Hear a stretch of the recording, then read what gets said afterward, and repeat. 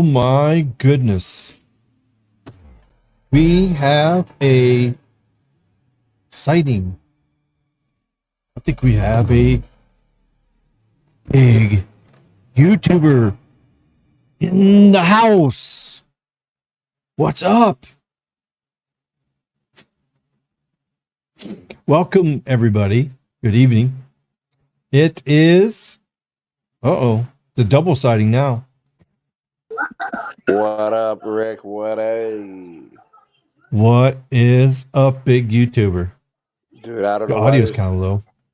Oh, there you go. A little bit better. Let me see if I can boost my audio. It's Wednesday, March 13th, 2024. And 4 years ago today, I started my channel. So here we are having a special live stream party. Welcome, everybody. And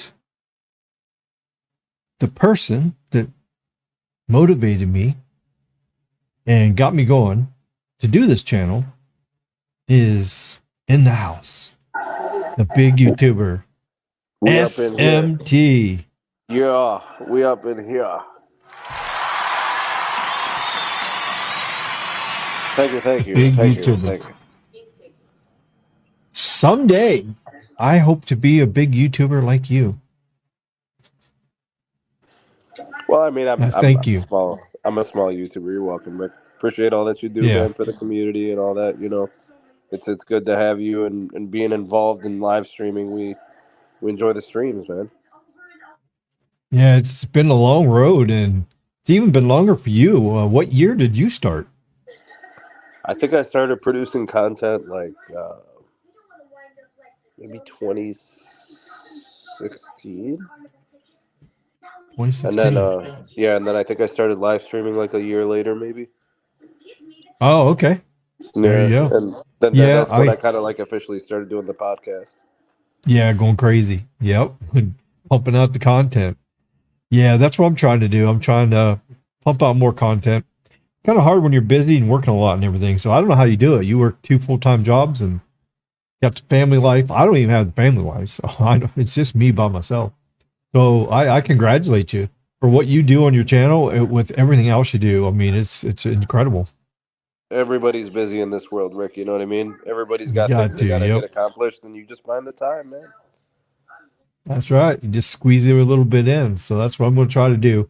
If you can do it, I can do it. So I'm going to try to get things going. But now that I got my equipment fixed, my graphics card, thanks for Carlos for helping me get a good price on it.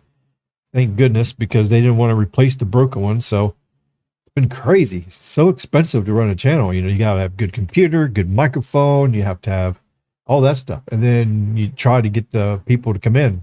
So well, let's see who's here so far. We got, yes, happy anniversary. 4 years today on YouTube. Thank you, everyone, for your support. Tim is out of this world. Hello there, buddy. Saying thank you. Party time. We got Corey here. We got GoldVis4 Gaming. Hello there to you. 7 people. We've got 11 in here now. There we go. When are you going to Yellowstone? I don't know, Archie. How you doing, buddy? It was great to meet you at CES. You drove down. We had some food together and stuff, so it was good to see you. Pretty awesome seeing one of my viewers. And that's the great thing about it is sometimes you get to meet your viewers and then your other YouTube channels too. You know, Carlos has been a long-time friend as well. So you and Carlos both have pushed me to start the channel, do the channel. And we're just trying to keep on going. Carlos is amazing. Yeah, he's good. And all the speed testing.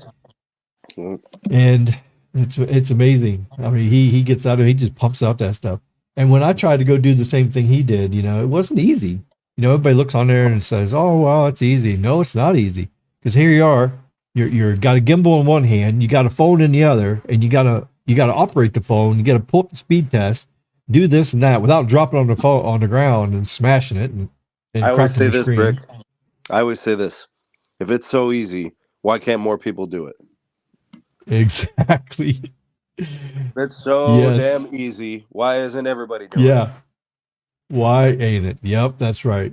There's not very many, I mean, full-time tech channels out there that really, I mean, sure, you got the big famous ones, you know, that it'll pop in like a 1-minute video about this, and then a couple days later they do a 1-minute video here, and it's just they're doing it in their house or outside, and it's just a quick video. I mean, it doesn't take much talent to do that, but when you're actually doing things out there and going out there, you know, like the conventions, like CES and stuff. Oh yeah, it's not easy to get out there, and then trying to get a camera that doesn't overheat. Try to get your service so you don't buffer. And with these carriers, not much upload. Sometimes it makes it tough. You know, everybody says, "Well, what do you need all that speed for? What do you need that upload for?" Well, we're transitioning into a video world, not just a data world. These are people that are like occasionally doing a video call, but on most occasions, they're watching a 480p, 720p video stream. True. Yep. So you give them a couple megs, and they're happy as hell. Yep. Yep. And then, of course, if we broadcast in 480, they're going to say, "Oh, look at this crappy channel. I ain't watching this." Yeah. All of a it sudden, turns around the other way. Knobs, right? Yeah, it turns around the other way. It's like, "Oh, look at this crappy production here. I ain't watching this." Right. Yeah. They want to see the sweat coming off my head. That's what or they want to see like when you're going down the strip, they want to see the weed smoke going by and the fine particles of weed smoke. Damn. That's the worst thing I hate about walking up and down that strip now. It's just crazy. Now let me ask you this, Rick. Has it become fully recreational there? Oh yeah, even though they're not supposed to be carrying large amounts, smoking large amounts, they're not supposed to be doing that, and they're really not supposed to be doing it on the strip, but see, the cops are overwhelmed. There's like, I would say 10,000 people versus one cop. How the heck are you going to enforce anything doing that? I mean, there's people on motorbikes. There's people on motorbikes, dirt bikes, racing, like packs of like 50 of them going up and down the strip, just driving crazy, and they don't even do anything. What are the rules? They can't catch them. Right. Yeah, they're illegal off-road bikes, dirt bikes. Driving up down the strip, doing wheelies. They got to be out in the dunes, bro. Yeah, but they can't. But the cops can't do anything. They can't chase them. They can't catch them. And if doing so, you're just going to endanger the lives of others. So I mean, it's almost like sometimes the lawlessness has just went crazy here. I mean, it's a beautiful city. Is it as it's a great tourist place, but is it as bad as what we see in California with those break-ins? Yeah, it's getting there. There's a lot of stuff going on here. So, 2 things you got to have when you come here. You got to have security camovers, and dash cams, pistola, and a pistola. Yes, exactly. If you don't have them 3 things, don't even come here. This is dangerous. Yeah. And you got to be careful driving. I mean, you got to look both ways when you go to a green light. You know, Ricky, a lot of people light turns green. Yes, there's a lot of that, and there's just a lot of high-speed driving crazy. I mean, there's 2 16-year-old kids that was in a car, ran a red light, hit a car broadside, and then they hit the pole and cut the car in half. They were probably going about 80 miles an hour. And it killed both of them. Oh, no. We're up to like 56 fatalities now already. Of course, 16 of them are open. Yes. There's 16 pedestrians that have been hit by a car and killed. My goodness. Wow. Crossing the street in a non-crosswalk. They just dart across the road. I have almost hit 3 people 3 times. They're just running. I'm just driving down the road, and all of a sudden it's dark out, right? And you can't see them. They're wearing all black. And the next thing is, I see this shadow go across my headlights. I go, holy crap. I mean, if I would have been going just a little bit faster, or they crossed a little sooner, I would have hit one of them and killed them. So it's dangerous. You got to be very, very careful. And then, of course, these people run around with high beams on, and just like, you're screaming, like, why are you blinding everybody with your high beam? Now I know, because they don't want to hit somebody across the streets. So check this out. I used to drive for Uber and Lyft back in the day, years ago. Right. And hello, TJ. There'd be a situation or two, like downtown, where like everybody's trying to cross the street. It's raining, so they don't want to get rained on. They don't want to get wet. They just dart across the street, dude, and it's dark. Yeah. And the cars are moving 30, 40 miles per hour. They don't even give a shit. They're just going. Yeah, it's like a pack of deer crossing the street out in the boonies. And they're like covering their heads and they're, with their jackets and their umbrellas. Yep. And like just running. And if they slip and fall because it's slippery. Bro, I seen somebody get run over by a bus like that.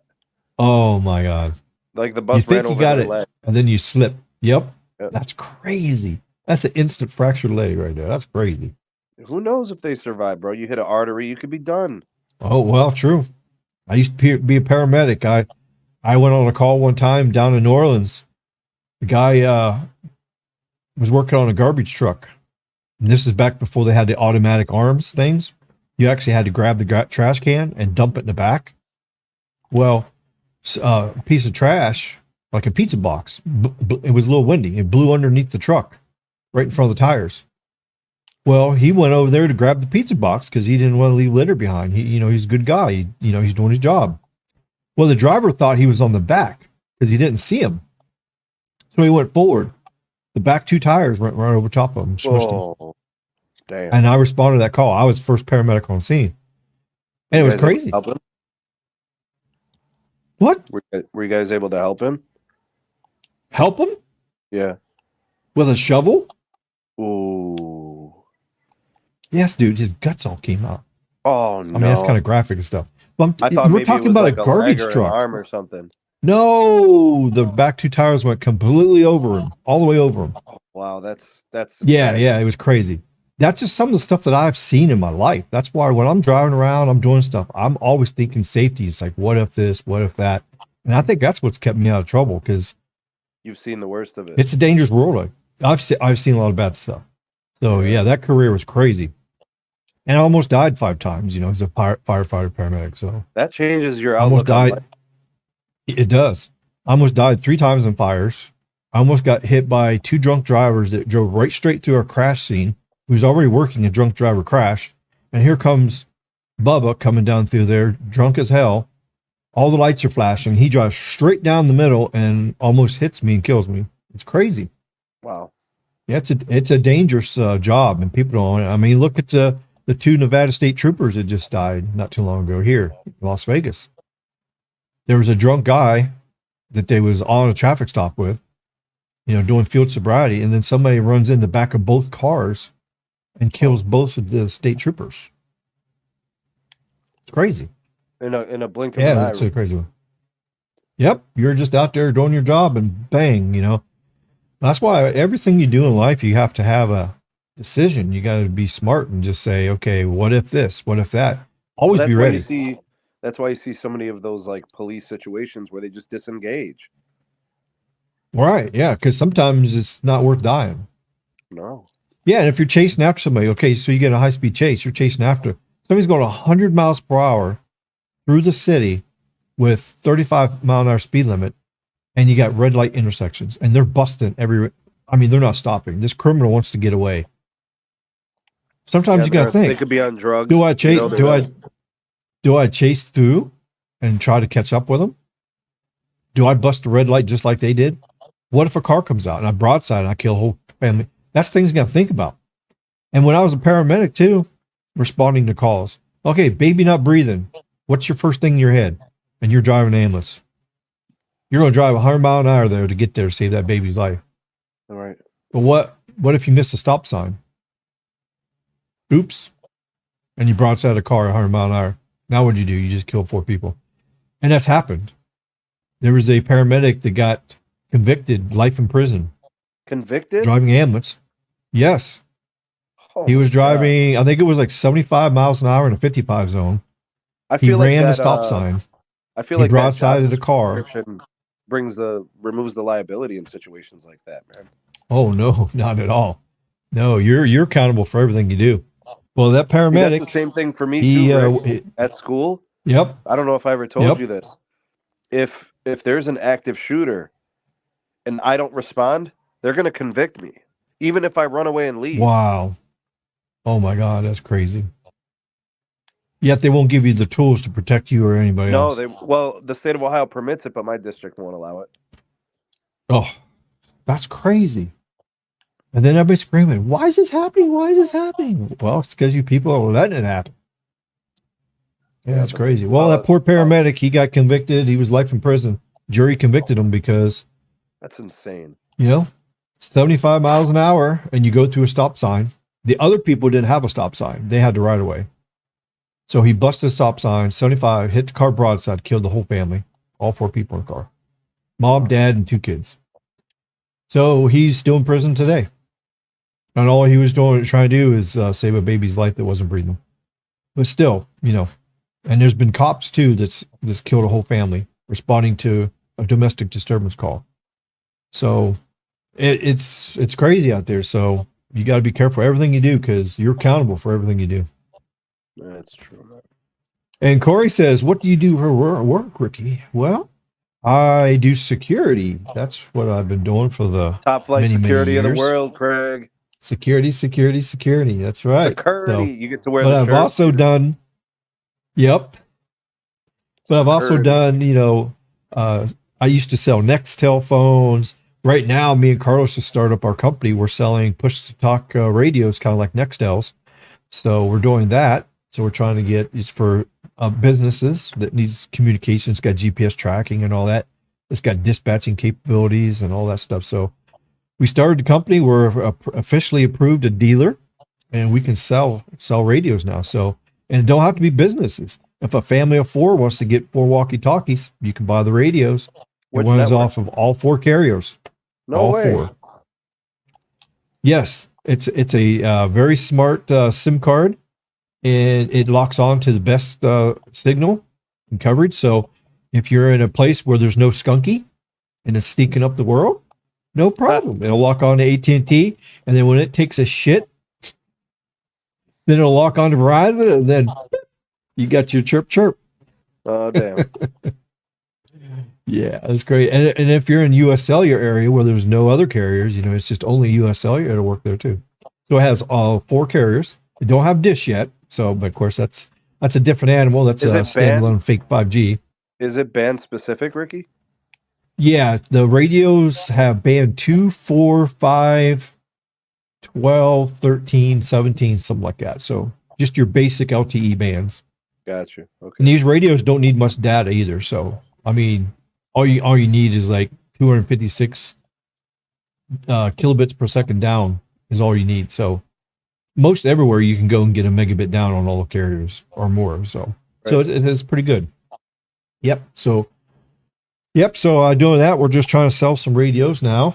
And so if anybody wants to get some for a demo or play with them, we'll give you, we can give you a $50 discount to demo one of our radios.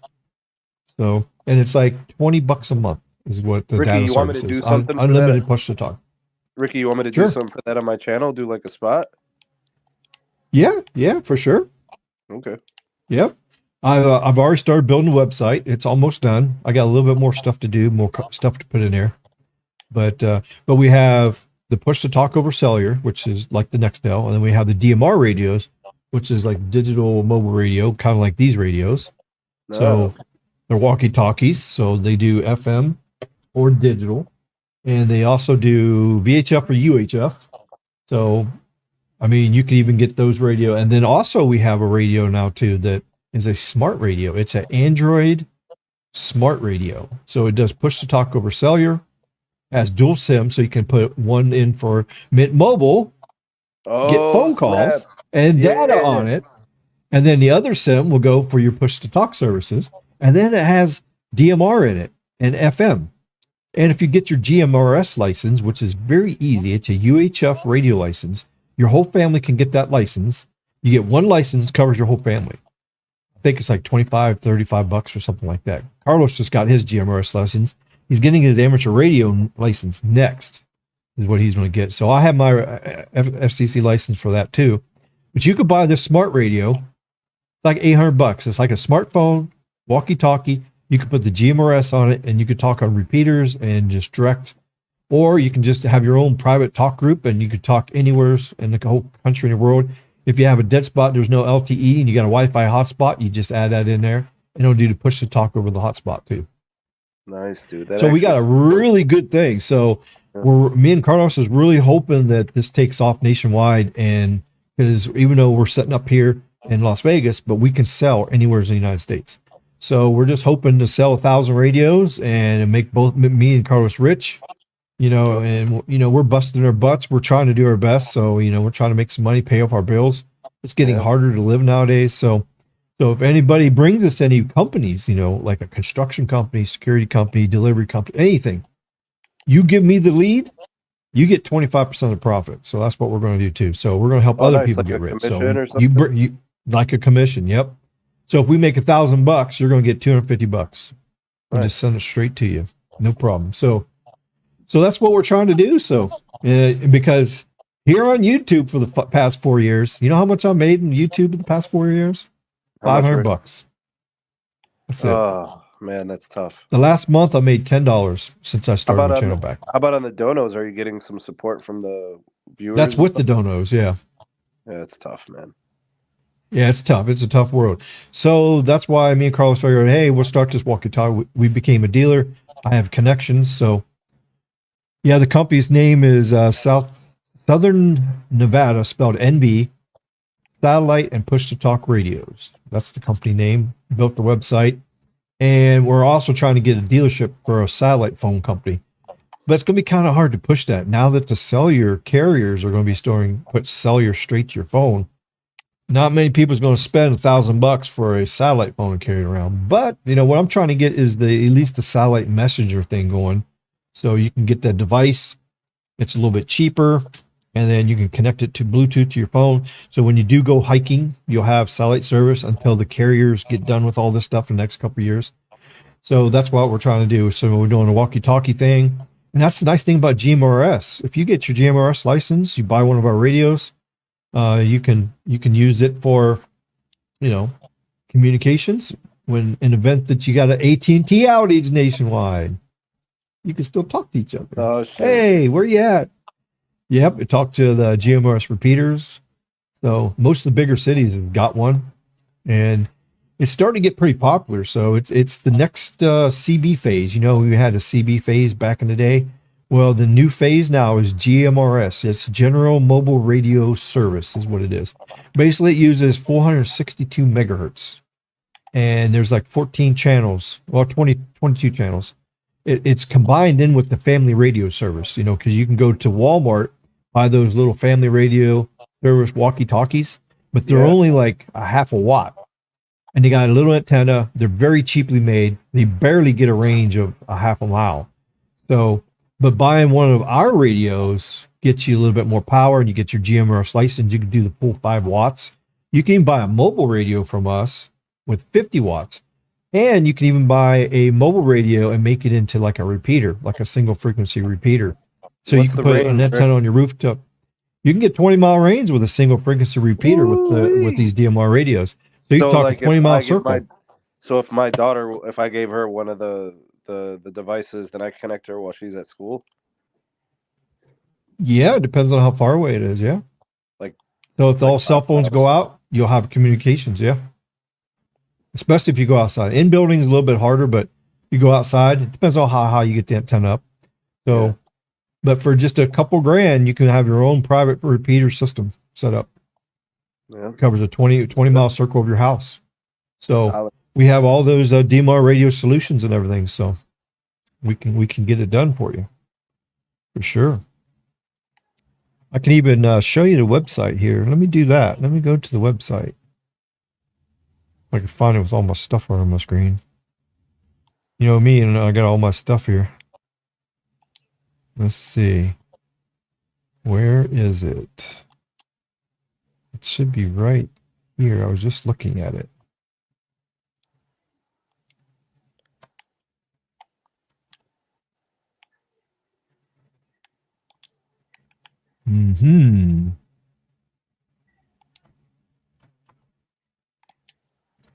Yeah, I sent an invite to Caleb. Haven't seen him yet, so we'll see if he might come through. He might just be a little later. He's probably still working. Yeah, he's kind of been busy. All right, so let's go to the website here. All right, let me share the screen so you can see it here.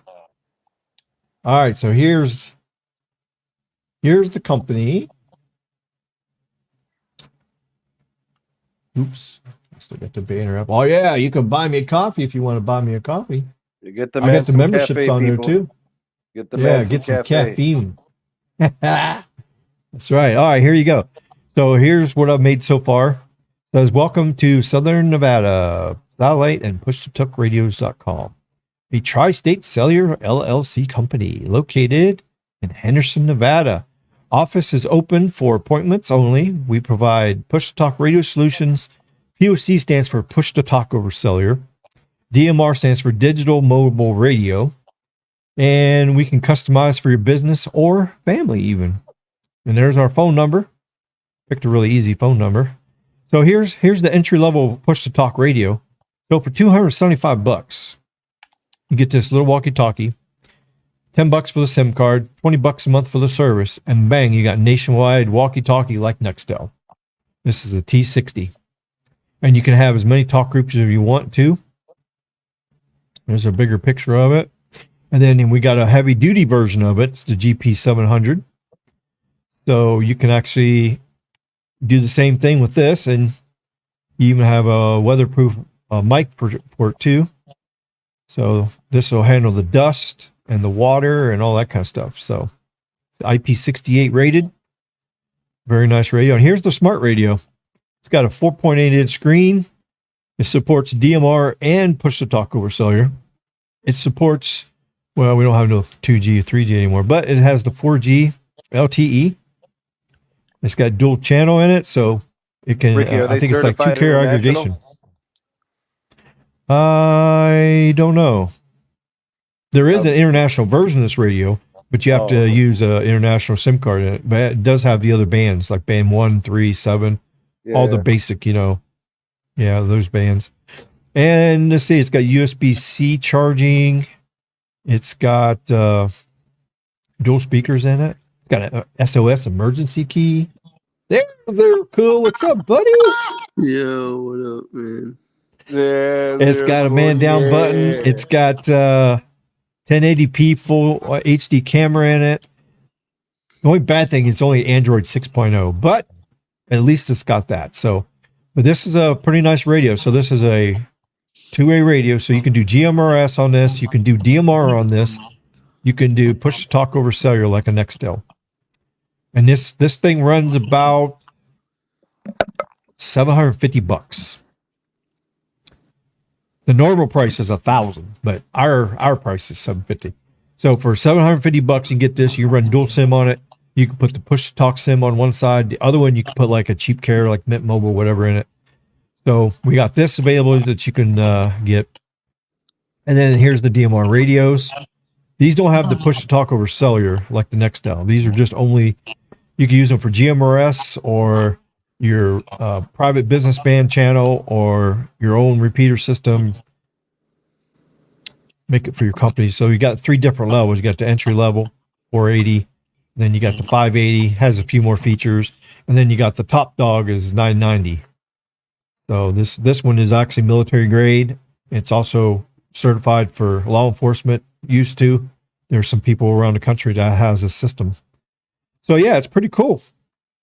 And this is what we got. And then for the businesses, you can completely dispatch your whole everything from these radios. This push to talk over cellular. Full tracking, see where your people are, everything like that. And we even do tracker systems. You want to keep a track of your heavy equipment at your construction site. So if it gets stolen, you can put one of these in your car. So you know if your car gets stolen, you can track your car. So we got the cell tracker. You can do that. And we got the dash cam. This is what everybody in America needs. Get a dash cam from us. This has got a front dash cam, and especially if you Uber or Lyft or DoorDash or anything like this. This is great. So, and the businesses, it's got AI in it. So if you got distracted driving or stuff, it actually sends alerts to management that you're distracted driving. So we sell dash cams too. So that's everything we're doing. I don't have the mobile radios in here just yet, or the repeaters, but that's coming soon. But me and Carlos has got the company off the ground. We just need some customers now. And if anybody wants to demo stuff too, if they want to buy one and demo, We'll give you a nice fat discount. So contact me and Carlos. We'll get you set up. So that's what we're trying to do. Just do some goodness. Let's see here. Yep, private security. What you know what police do in Arkansas? They will do pit maneuvers, and they don't give up chasing suspect big cities at 120 mile an hour. Yep, I've seen them videos myself too. It's very dangerous. But of course, if you don't chase after criminals, what are they going to do? They're going to do more crime, and they won't stop. So every time you turn on your lights, if they know there's a policy you can't chase them, they're just going to leave. And then guess what? They're always going to get away. So what's more dangerous, chasing after them or letting all criminals do whatever they want? So you got to think about that. You got to look at the big picture. Any comments on video codecs like AV1 or H.266? Well, the standard is there. It's better, but there's not a lot of backwards compatibility. So in my S24 Ultra, I changed this to 265, right? I tried to send text messages. I got an error up and it says, sorry, your device is not able to transmit this text message. So I had to put it back to the old way. So yeah, it's good to have new stuff, but sometimes it's not backwards compliant. That's band 31 we need for 5G. No, we don't need band 31. No. 31 ain't even in USA. Hello, EM Tech. How you doing? Yeah, I sent you a link here, EM Tech. I know another famous YouTube creator. He only does YouTube live streams and 7 nights a week. His full-time job running his own. Yep. Yeah, if you do it full-time, you get enough people and enough donations. Yeah, I can make some money. I mean, look at Jack Doherty. I mean, that kid's a millionaire. Of course, he does OnlyFans too. So he's got all those girls, on the OnlyFans. So that's what's made him a millionaire. So yeah, but he does the live streams. I mean, he makes 10 grand a month just live streaming. So it's kind of crazy. So yeah, if you're a big channel, you can make money, but it's kind of hard too on YouTube. Us little people don't make anything. Our Storm Chasers, yeah, that's good.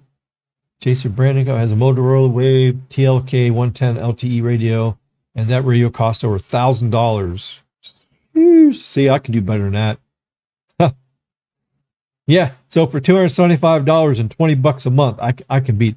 See, that's what I need to do. I just need to get the company out there because I think we can beat most other people out there. So, I mean, and you got that little antenna on top, so it gets a little bit more LTE signal too. So you get a little bit more range in your phone because internal antennas don't work as good as the external. So yeah, there you go. Thank you guys for the advice and everything. This is why I'm an advocate of 5G LTE in the 400 megahertz band. You can have better reception now. 400 megahertz is not a good band. It's a horrible band. Does not work for what wireless needs to be, especially for 5G. Now, if you got 3G back in the day when 400 megahertz in other countries was made, yeah, it worked. But there's no frequencies available in USA for 400 megahertz anyways. It's all full of other stuff like business band and all the other kind of stuff. And the upper part has the TV channels. So there's no frequencies available anyway. So there's only one country out there that has 400 megahertz, or maybe two. But 400 is no good. What we need is upper mid-band and millimeter wave when GigaMIMO comes out. That is going to be the 5G GOAT. Bah! Right? Or there's a skunk ape, you'd say. Just got home from work. Well, happy home from work. Thank you for coming to the party. Yeah, 400 megahertz is way too noisy. Yeah, your quieter channels are way up there, right there. They're cool. Yeah. Upper mid-band and millimeter wave, a lot less noise up there. That is correct. I got a 400 megahertz license. Yeah. For 5G? It's for TV, you know that. I know. Yeah, 5G is where it's at, Yeah, 400. I can't wait to see what we do with that. That's going to be kind of fun. All right, so we're caught up in the chat here. Why do different companies have different? They just picked the different bands, whatever was available back then. So whatever worked best for their country back, 15, 20 years ago. So, and according to what other frequencies is available too. So that's why it's all different. And of course, over in Europe, there's a lot of C-band over there for 5G. Yeah, real C-band. It's 4 gigahertz C-band. Yeah, it's not the fake shit that the FCC says over here. Don't get me started on that. I mean. Golly. All right, so let's take a look Ricky, here. hold on, bro. Yes, we love sir. C-band, all right? We love it. Oh, no. Get out of here with that fake shit. It's S-band. Oh, my God. I don't understand why, when we brought it to everybody's attention, the truth, but yet everybody embraces on it being fake.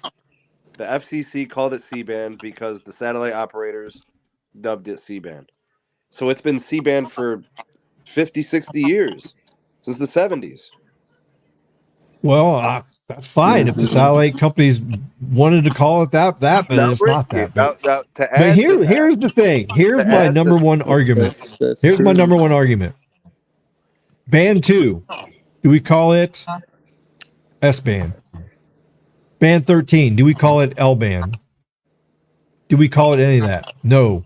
But Ricky, in the history of all this wireless years, we have never said L-band or S-band when we talk about wireless. But Ricky, so we should not be in 2024 talking about C-band when it isn't even in C-band. It is because the satellite operators held all the way up to 4.4. So sometimes you have frequencies that spill over in another major frequency band. So yeah, so you got 4 gigahertz to 8 gigahertz. Right, 4 gigahertz to 8 gigahertz is C-band. So your uplinks were in like 4.2, 4.4 gigahertz. That was the uplink to the satellite stuff. The downlink was 3.7 to 4. That is correct. But that's just because it was on the edge of the band. So it was on the edge of S-band, which goes from 2 to 4, and then 4 to 8. So there is not enough justification to call a 300 megahertz sliver of a spillover band another band when we don't even use the band terminology. We don't use L-band. We don't use S-band. We don't use C-band. We don't use any of that. We do use L-band. That's why they call it the legato band. Ricky.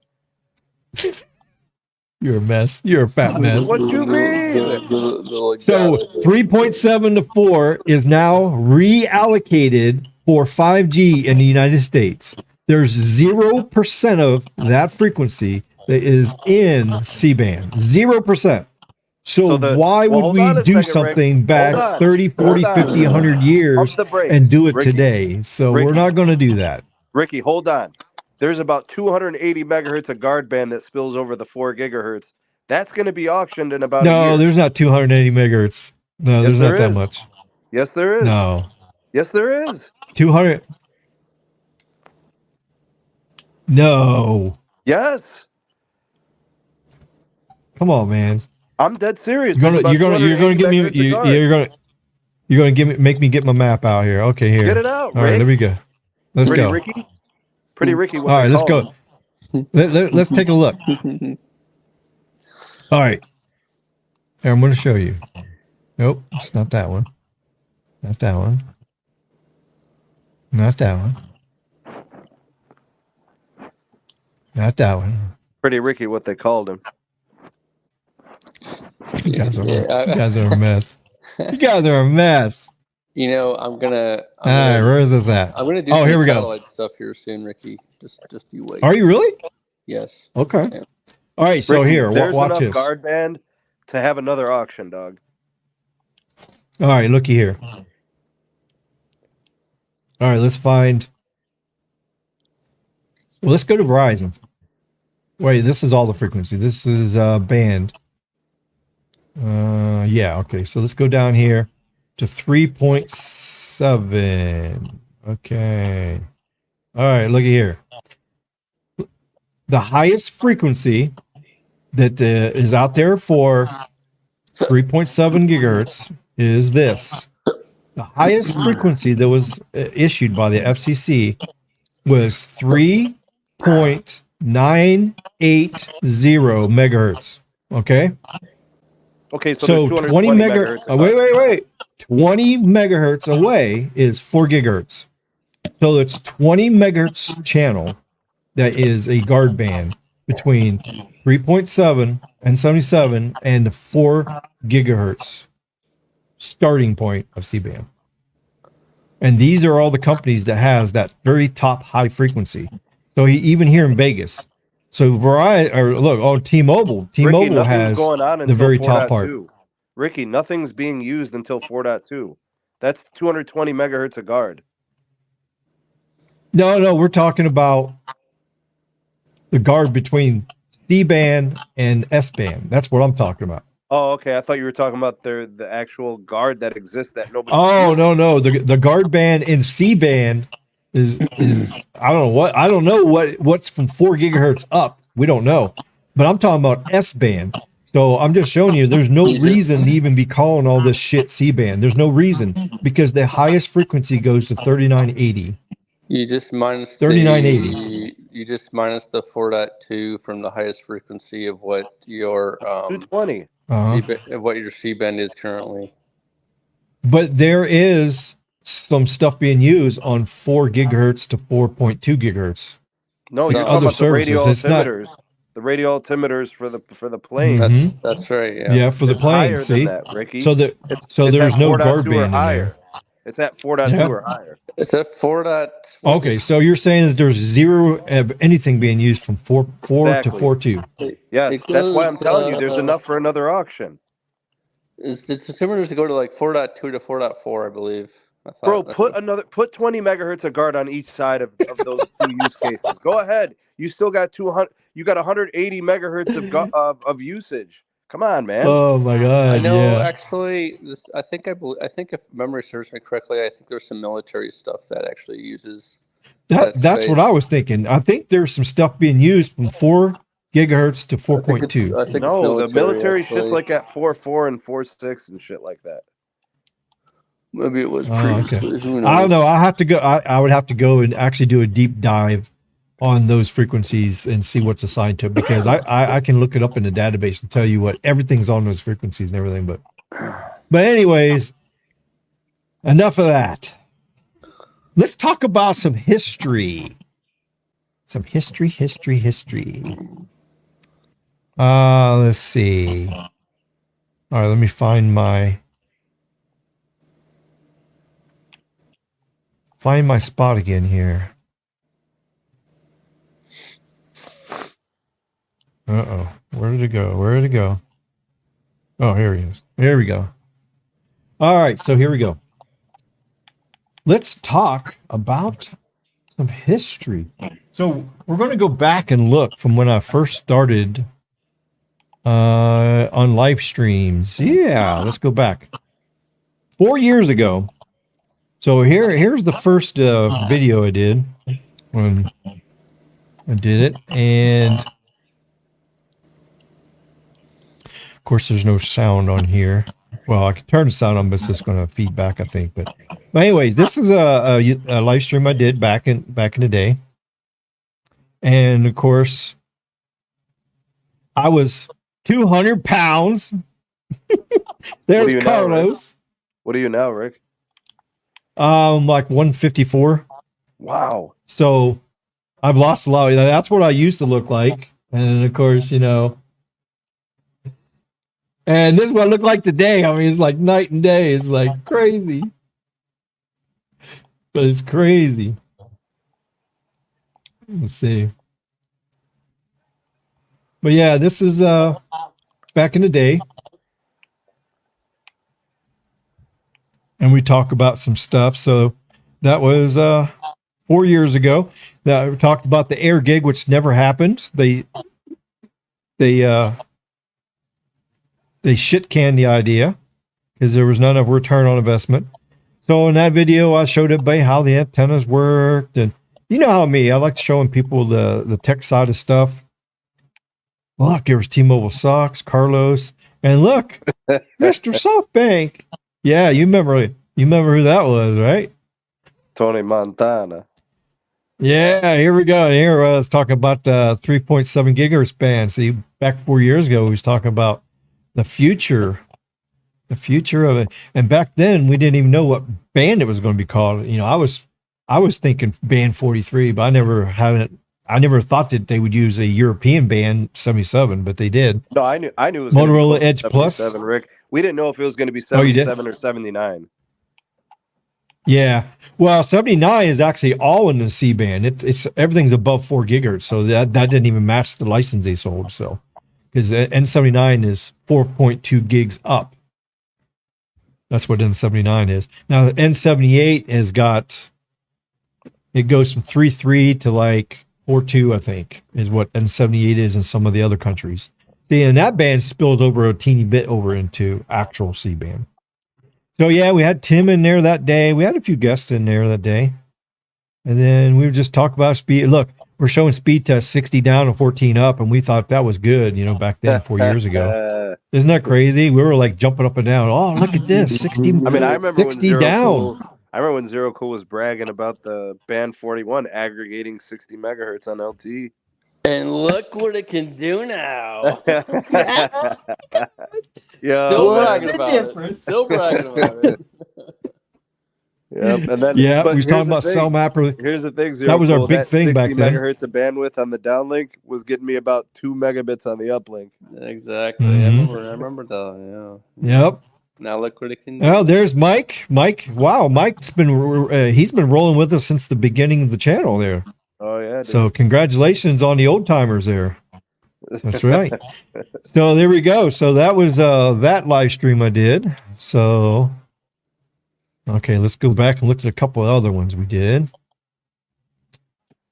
Here we go. Yeah, it's so crazy how the channel's changed from like 4 years ago. I mean, look at all these videos I got. It's crazy. Lots of videos. And let's see. Dude, you should do like I don't know if you've done a video yet, but you should do like a storm chasing video. Yeah, you know what? I'm kind of interested in doing it. You got the perfect vehicle for it, Rick. You should just do the storm chasing video. Ricky, do you have a Humvee? Yeah. No. Well, then what the hell? What do you mean he's got a perfect vehicle for it? He's got to find enough vehicle to do it, not to get like he's got a good enough vehicle That's to right. do it. Yep, all-wheel drive, big engine.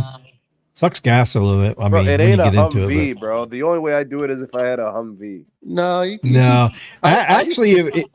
my Durango, if I actually put some all-season mud tires kind of like on it, and that Dodge Durango with all-wheel drive, it would do good, especially when you're out west, Midwest, out where you got dirt roads, like when you get a storm and the road turns into clay.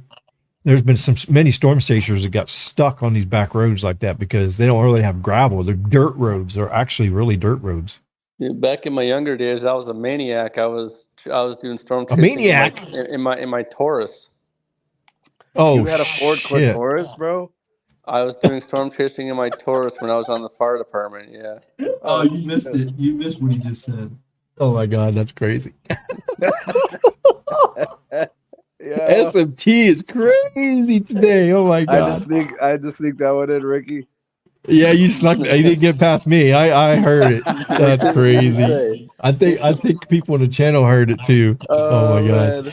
Man. We just got to hope that YouTube didn't hear it. I'm already in the hot water with them assholes. So.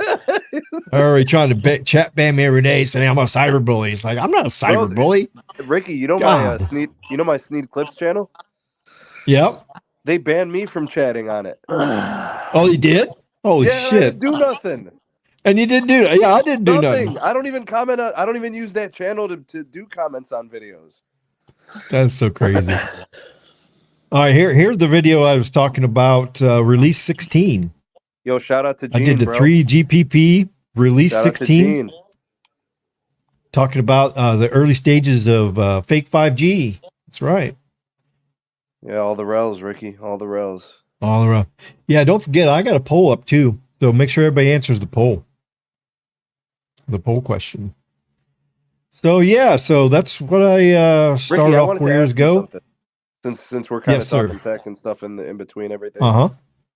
In one of my most recent videos, I mentioned that I really felt that AT&T and AST were in the catbird seat relative to like satellite to smartphone. Do you agree, Absolutely. Or do you think it's Starlink and T-Mobile? Oh, it's close. Oh no, it's close. AT&T and AST are making a big deal.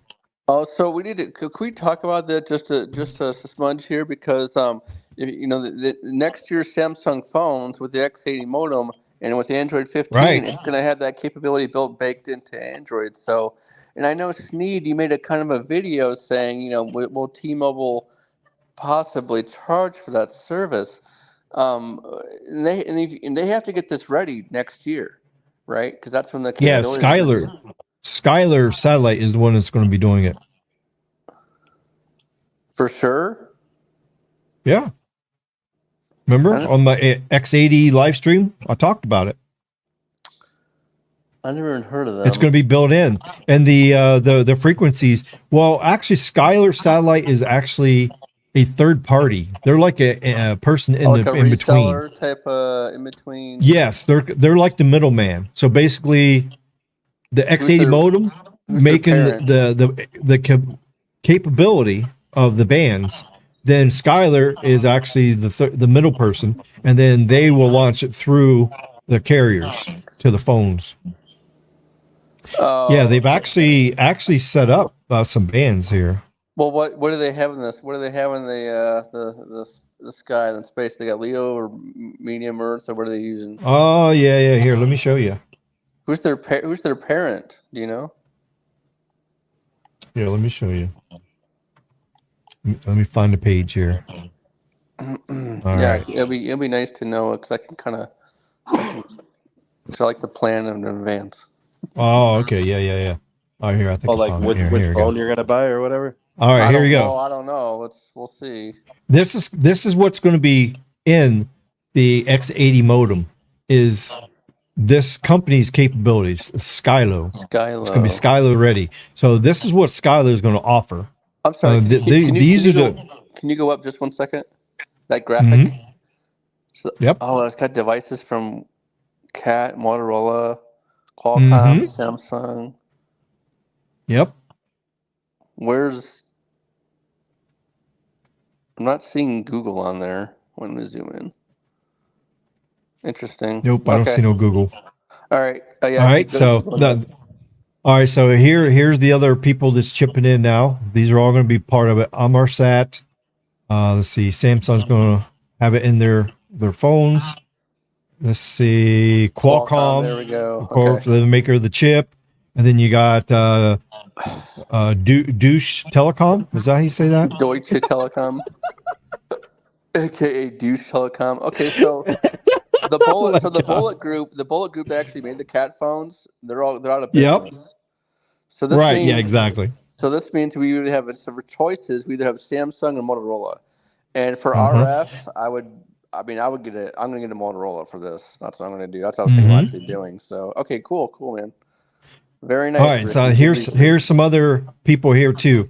So you got SoftBank's involved. You got BMW is going to be putting these chipsets in their cars for connectivity. You got Boeing. So on airlines, the planes, they're going to have this equipment, Qualcomm equipment installed on the planes to provide satellite service to cell phones on the planes. So there's some of your companies. And let's see. Oh, there we go. Yeah, GSMA member. Okay. And let's see. That makes here's the article right here. No, here's the article, damn, bro. They would connect every church in America. It's going to be on Exynos as well. It's going to be Skylo certified. Then it will be on the Pixel.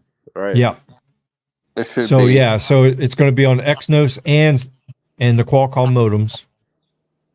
So, and what this means is connectivity basically everywhere. Let's see. This is Samsung's partnership with Skylo, built in on the 3GPP NTN. As you remember, NTN stands for non-terrestrial network, that's satellites. So this is 5G satellite, basically. And let's see. And they're going to be... It's going to support a lot of IoT devices as well. Now, if we look at this, I just sent this to SMT today. I just sent this to you today. Check this out. Good research, Rick. So look at this. Frequency range 2. Okay, so this is the existing. Look what they just did. You can now do 200 megahertz channels, 400 megahertz channels on millimeter wave now. And on 263, the 60 gigahertz V band, Nice. 100, 400, 800, 1600, and 2000 megahertz channel bandwidths. Crazy. Now, looky here. They just added this also. N254 is now non-terrestrial 5G for the S band on 2.4, on the L band on 1.6, and the S band on 2.1. And of course, you know who's got this one here. 255, that's Global Star. Now, I don't know who is 2.4. Can you put I don't that know if that's page Iridium. in the chat? Can you put that page in the chat real quick? Or the private Oh, chat yeah. for me? Yeah. Thank you. Well, Thank you, it's public, you know, it's public knowledge. Yeah. It's a wiki page, so you know, I'll put it right in the chat for you guys too. I'll put it in private too. Sure. Yeah. Thanks, man. Appreciate it. But yeah, so they just made some updates on the pages, which is really, really good. So the future's already started, and they're already making it capable. And look at the channel size. Of course, this is fake 5G because it's only a 15 or 20 megahertz channel wide, but that's just because it's using, you know, the old technology. So, and it ain't got much more bandwidth. So, but still, if you're in the middle of nowhere out in the Grand Canyon and you have your phone is no service, and you fall down and a rattlesnake is sitting there hissing at you, rattling his tail at you, about to bite your ass, and you broke your leg, and you're laying down in the canyon, don't you think you would rather have at least something to go up to the sky straight up out of the, you know, using N254, 255, or 256 through an X80 modem using Skylar, and you have a subscription, even cost you $10 a month just to have a satellite capability? It would be 100% worth it. Want to hear something crazy, dog? We got to talk about this, Ricky. Okay. All right. Everybody's shitting on millimeter wave. Now what? Now everybody exactly. Now everybody wants fixed wireless access. And what have we been saying for years? What did I say years ago? You know? Yes. Now, what did I say years ago about millimeter wave? These mofos are late, predicted that the technology will change and that millimeter wave will go nationwide when the technology changes. I predicted that. Millimeter wave will be nationwide on every macro in a couple years. Tell them. GigaMIMO is coming. Look at these channels. Can you imagine 2 channels of 400 megahertz? That's 800. See, Verizon owns 1,000 megahertz and 261. Verizon also owns 1,000 megahertz and 260. Yeah. Verizon owns 1,000 megahertz and 260. So they can easily use the small cells, keep it like it is now on 261 for capacity on small cells, and then they can turn around and put GigaMIMO up on N260. Why would you put the higher frequency on GigaMIMO? Wouldn't you put the lower frequency? No, because the GigaMIMO's got better beamforming and stuff. It's going to work better. Is the 39 gigahertz a cleaner frequency? It's good. I mean, it's higher, but the GigaMIMO will make up for it. You'll be able to get 3-mile indoor coverage on the phone. The thing about the 28 gigahertz is, I know there's neighboring use kind of sort of close with other. Yeah, there's some, but they got pretty good filtering systems out there. All right. So, I mean, this is huge. So this is amazing that we got to see this. Yeah, and it's coming. Really so, cool. and I did my 5G advanced live stream. I talked about all that too. So, the 400 megahertz channel is going to be great. Cause right now, if I go do a speed test on N261, it's 8 100 megahertz channels. The phone maxes out at 10. Ricky, when is millimeter wave going to help anyone? When is it going to help anyone, Ricky? Nobody's ever going to connect to it. I know, it's crazy. I know. Well, it doesn't go through windows. It don't go inside. Remember that? It doesn't go through leaves. I know the leaves. Yeah, it don't go through leaves. But I'm telling you, but you got to remember this. Oh no. Yeah, but you got to remember this millimeter wave stuff they got out now is only like 8x8 it's not even massive MIMO. It's 8x8 on millimeter wave. There's a lot. Can you imagine 4,000 antenna modules? And you got them separated, completely separated, full duplex wise. Oh my God! Gotta keep that's what I'm separated. saying. GigaMIMO, the beamforming is going to be tremendous. And of course, you know, I really don't like talking 6G, but what did I send you today, SMT? I sent you a picture of a new sub-terahertz antenna module, 126 by 126. Oh, that word just hurt my brain. Terahertz, I can't take it. Dude, 150 gigahertz frequency. Dude, I said I was gonna be like terahertz like 10, like almost 5 years ago. I'm thinking Oh gosh, I don't want to do the RF. Yeah. I mean, we're still 5 to 10 years away, but they're testing it now. Yeah, if I said and it's crazy. If I had to do that, I would just work at McDonald's. I can't do that crap anymore. That's gonna be What's so up, hard to Latrell? do. Welcome to the party. Wow. Where's the puppy? Oh, I just took him from outside. He upstairs right now. Oh, you got a puppy? Okay. Wait, hold up. Yeah, you got a puppy. Hold up. Is this Twitter Latrell or is this YouTube Latrell? Which one? No, this is YouTube. Oh, is damn, this YouTube son. Sneed I'm talking to? Yeah. Oh my God. Did you see the super chat earlier? Oh no, I haven't even seen the chat. We've been going crazy on here, just talking about old times and stuff. So I had sent over. I guess I better do that. Here, let me get caught up in the chat here. Latrell's one of the goats, man. One of the OGs, straight up, bro. Oh yeah, for sure. No, I was just asking because I sent out $10 super chat as a congrats. Shout out to Latrizzi. All right, let's see. Let me get caught up in the chat here. Let's see here. Where was I? See, I still hate StreamYard. You can't tell where you was at. Remember, I've been bitching that for years. I've been bitching about that for 4 years. Well, not that many years. When StreamYard come out, like 2 years ago or something like that? Yeah, it's been a while. Ricky, check this out, man. Got the Las Vegas Cup. Oh, in the building. Oh yes! Look at that, the Vegas Golden Night Cup. Yeah, nice, awesome. I know you liked it. Here, let me put you up since nobody else is showing their face. Let me put you up here. That way we can see it. Let me go. All right, so we got. Let's see here. We got. Just got home from work. Oh, I already did that. Let's see. I gotta find my place here. 220 megahertz of guard. I don't know. So I guess so. 4.0 to 2.0. There's nothing there. Okay, so aviation starts at 4,200. That's what EM says there. Bro, that's what I told you. Ricky. Damn, son. Okay. Maritime mobile service satellites are in the 4 to 4.4. Yeah, they got a bunch of stuff up there. Yo. There's the trail. Let's see. Congratulations on 4 years. Thank you so much. Oh, $10 super chat. There you go. Thank you so much there, Latrell, for the super chat. Ricky, Sneed, and Zero Cool. The goats are all here. Holy cow, the goats are all here. Wow. Yeah, it's like old days, right? Oh, snap. Anthony says 64 degrees, blue sky here right now. Yeah, it was a nice day here today, too. Yo, shout out to Antonius. Yeah, Antony. There's the puppy. Boeing airplanes have some reliability issues lately. Yep. Bro, what kind of dog is that? It's a Japanese Spitz. Damn, it's a white dog. I didn't ask the color of the dog, Ricky.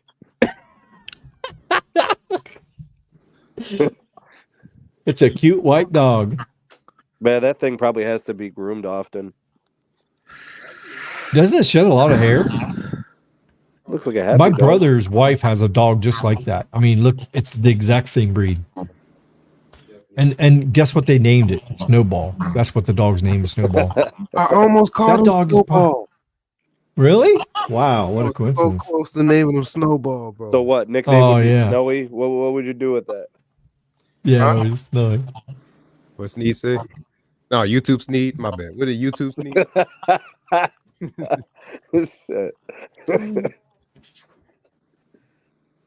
What up? His name. It says the link says C-band is 3.3 to 4.2 and 4.4 to 5.0. Well, 4.4 to 5.0 is C-band, but 3.3 to 4 is S-band. N77 is S-band. It is not C-band. Sorry. I will argue till the day I die. Any cellular speeds under 4 gigabits are trash. Miss me with anything. What do you think of that, SMT? That's some anything under 4 gigs is trash. That is some high-ass standards. That dude must live Add a node, work, add a node. Man lives. Oh my God, it's crazy. Man lives in the middle of the street at the Chicago Loop. Right. All right, so just show you some more stuff of my older live streams. There's some people in there. Let's see. Oh, there's T-Mobile sucks. Yeah, T-Mobile sucks. Yo, Latrell, who you been using lately, man? The networks. Huh? Which network's been working for you lately? I just finished with that US Cellular trial that they was doing, that 30-day one. Did you do the Verizon? Oh, you got US Cellular where you're at? Yeah, I'm in Wisconsin. That's like their main market. Oh, that's right. There is. Oh, you US said US Cellular, there. not US Mobile? Oh no, I said US Cellular. Oh shit! How'd it go? How'd it go, Latrell? Yeah, it wasn't bad. It wasn't bad at all. It's pretty much just like T-Mobile without N41. Oh shit! Crazy. Yeah, I do it. All right. T-Mobile is best. I'm not gonna lie. So. All right, so here's some more stuff I did. Here's a live stream I talked about millimeter wave. Here's one when T-Mobile 5G came out. Remember, I made a whole live stream about raccoon rabies, fake 5G. Man, here, let's take a look at this. Ricky was mad as hell, dog. Oh, I was mad as hell. Let's see, that was 3 years ago, July 19th, 2020. Look at this. Here we go. We had the skunk ape. Yeah, I came up with that term. Raccoon rabies, skunk apes. There's no radio. Let's see who else we had here. Oh yeah, we was just hammering up the skunk apes and all this stuff. Oh yeah, I was talking about Band 48 back then. Oh, we had some people come in. Who is that? Oh, is that Carlos? I think. Let's see. Band 48's the GOAT. I think it's Carlos. Carlos and oh, there's Alex too. There's Alex right there. Let's see.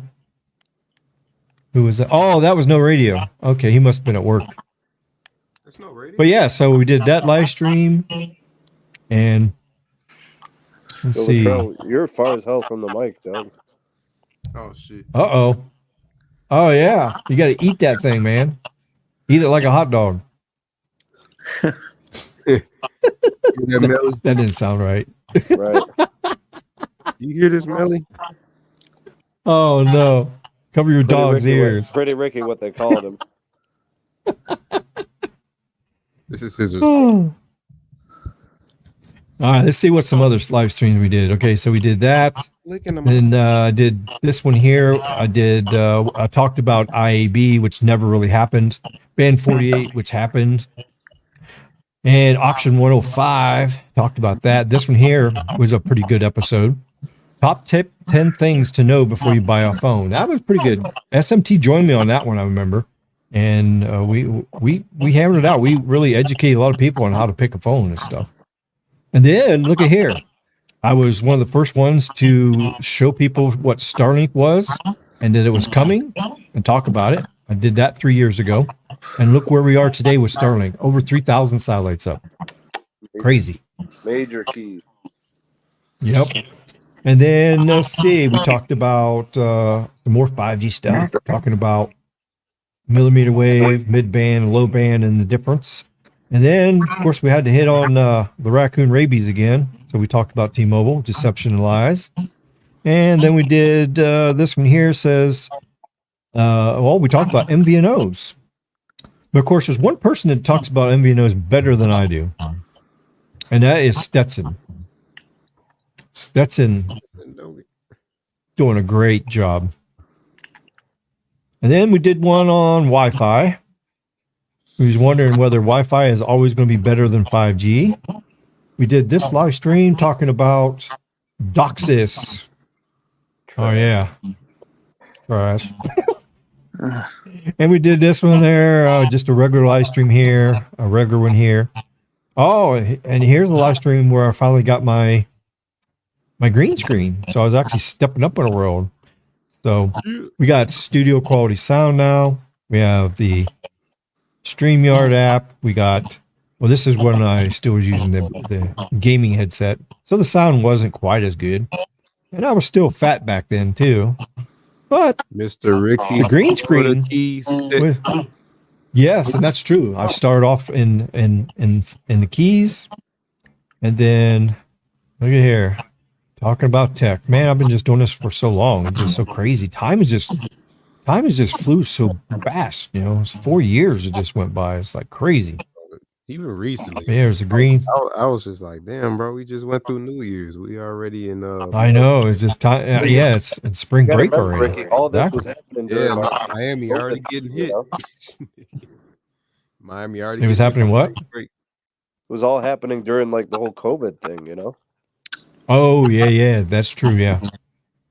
So we had nothing but time, stuff. And then, yeah, that's true. Yeah, what else are you going to talk about, right? And then let's see. Man, these YouTube servers are slow. Let's see here. Get back to where I was at here. Man, there's so many videos. Okay, here we go. Shitting. I'm just petting him, bro.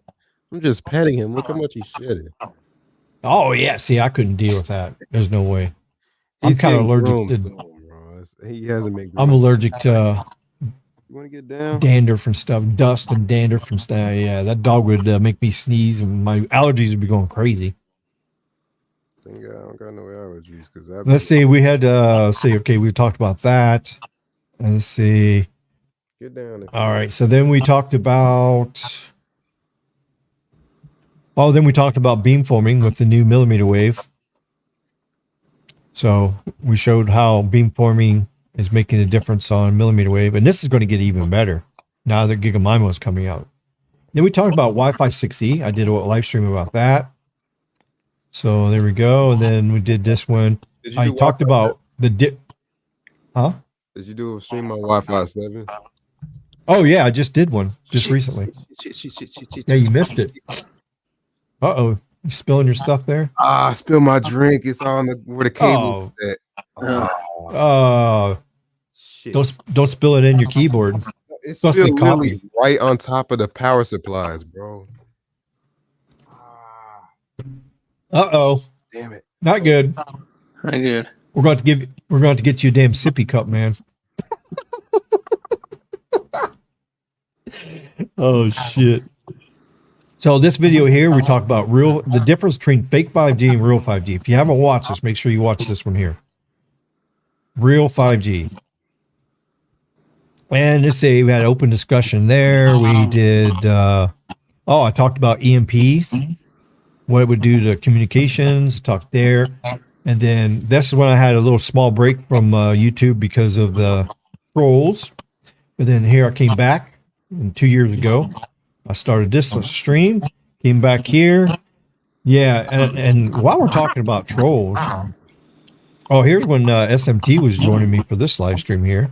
Here, check this out. Here, let's see. So this was 2 years ago. So this is halfway through my YouTube journey. Well, looky there. I finally got a studio mic. Of course, I didn't have my green screen up yet there. So I must have took it down and just. I think that's when I moved. That's when I moved to my new place. Yeah, I didn't have the green screen up yet. But look at there. I got SMT live there with me and stuff. And we were talking about the X65 modem, and we're wondering, will it support Starlink? And of course, it didn't. Oh boy! But that was the good old days back in the day. But we had a lot of fun so far. All right, here we go. Oh, the YouTube servers. Let's go. Damn, YouTube's getting slower by the day. Well, it doesn't help too. I'm live streaming too. Even though I got 300 megahertz out or megabits per second upload here. I'm on fiber, but we did a lot of pretty good live streams. Okay, here's yeah, so we did Wi-Fi 6E. We did this one. We did a T-Mobile edition. Then I did here's the Christmas live stream. Oh God. What was that? Oh. Oh gosh. I'm having flashbacks and nightmares. Oh shit. Skunk apes. And then we got this one, and then did another 5G stream. Oh, look, there's the goat. There's the goat there. Shit. There's the goat. Oh, there's EM. Uh-oh. I'm here to talk about fake 5G. Oh, you're here to talk about fake 5G. Oh, my God. Then we did one here. See, we did multiple user massive MIMO for 5G. We did a stream on that. That was pretty good. Here's one we talked about cable. Nobody cares about cable anymore. Yeah, I still got did a late night talk. Oh, then here was S22 release. Remember when we talked about the S22 when it came out? We're all jumping up and down excited for the S22. And then we did another, I don't know what the topic was that day. And this one here was distributed massive MIMO. This one we talked about the new 5G tech for Ericsson, uplink booster. Talked about frequency bands this day. Talked about N77 and the new stuff that they was deploying in New York City. Here we talked about release 17. 5G, and then here we did release 18, which was the first part of the 5G advanced. Remember, release 15, 16, 17 was regular 5G. 18, 19 is advanced, 5G advanced. 20 is the touch-up, so that's going to be the 5G advanced Pro. So that'll be the finalized tweaked version of 5G advanced before 6G comes out with release 21. Here, let's see. Here I did an episode on amateur radio. This one I did just regular talk. Here's one I talked about the X70 modem, Starlink, the good, bad, and ugly. And let's see. Here's a party I did here. Oh, this one was a good topic here if you guys missed that one. Top 10 FCC failures to the wireless industry. We had a really good time on that one, didn't we? Zero Cool and SMT. Yeah. Yes. Man, we let the FCC have it on that one. Oh, there's a net starting on amateur radio net coming on there. So let's see. And then we got up here, we talked another one. Top 10 things that T-Mobile needs to do to compete in 5G. And Project Genesis, we talked about there. Top 10 failures in 5G. That was a good one. Top 10 network fails for T-Mobile. Woo! Man, we talked a lot about T-Mobile, didn't we? And then let's see. Oh, here we talked about AST. And then here's this one. Talked about this when a hurricane was approaching down there. We talked about that. Podcast. Oh, we did an iPhone edition. I did a Pixel edition. And oh, here's an anniversary edition. Look at here. This is my 1 year anniversary live stream I did last year. Yeah. And then we did a whole topic on band 48. Well, N48 specifically, the 5G portion. So I talked about that. Here's the Wi-Fi 7 live stream I just did a year ago. And then here I talked about the unlicensed 5G, N46, N96, N102, and N104. So I covered all the 5G unlicensed 5 gigahertz, 6 gigahertz, 7 gigahertz that's coming up. And guess what's going to be the first modem is going to be able to do these frequency bands? Any guess? Man, the Charles on a mission there. Look at that. The X80 modem. X80. So I'm looking. I'm looking, Ricky, more into the Skylo. Oh, you are okay. So yeah, the X80. Yeah, we need to do a whole live stream on that. For sure. I'm gonna read verbatim on. Which you've probably already seen this article on Phone Scoop. Actually, I'll paste this article in the chat here. Oh, okay. So that you can bring it up as well to the viewers. Mm-hmm. And then here's a live stream I did testing 190 megahertz of standalone N41. that was a complete fail. I couldn't even live stream. So that was fun. And then this one here is N48 or Band 48, the fake 5G band. I did that one. And then let's see. Oh, here's Christmas edition. This is when I first talked about Gigamimo coming out a year ago. Probably the first person to talk about it. And cell phone boosters. I did one on that. Here's a Fort Lauderdale live stream I did before I was coming to CES a year ago. And then here's my 3 live streams for CES. 4. Oh, I did 7. And then the Grand Canyon live stream, if you didn't see that. Oh, look, there's Josh. And then I did a live stream here. Did one here. S23 Ultra. We did a special one for that. Did one on beamforming. Fixed wireless access. Oh yeah, this is the new uplink booster in SRS that's coming out. And then talked about T-Mobile again. And then the history of 5G. Oh, talked about the Pixel modem and stuff. Then we talked about, let's see, another one there. And then that was my last stream 11 months ago when I was in Florida, in the Keys. And then it's the, this was the road trip to Ohio. That's right, because I went to Hamvention up in Dayton, Ohio. So then I did a road trip live stream. Got up there. Of course, I blew a hose and broke down. Tragic. But I made it after a couple $100 repair. Got up there, went to the Dayton Amateur Radio Convention, live streamed a couple days over there. Then I did my road trip back to the Keys. So I love the live stream road trip. And then after that, I didn't do too much YouTube. Kind of took a little break. Then we did a road trip to Vegas. So I did live streams on the way to Vegas. Got here, did a couple live streams when I got to the hotels. A live stream on the Strip.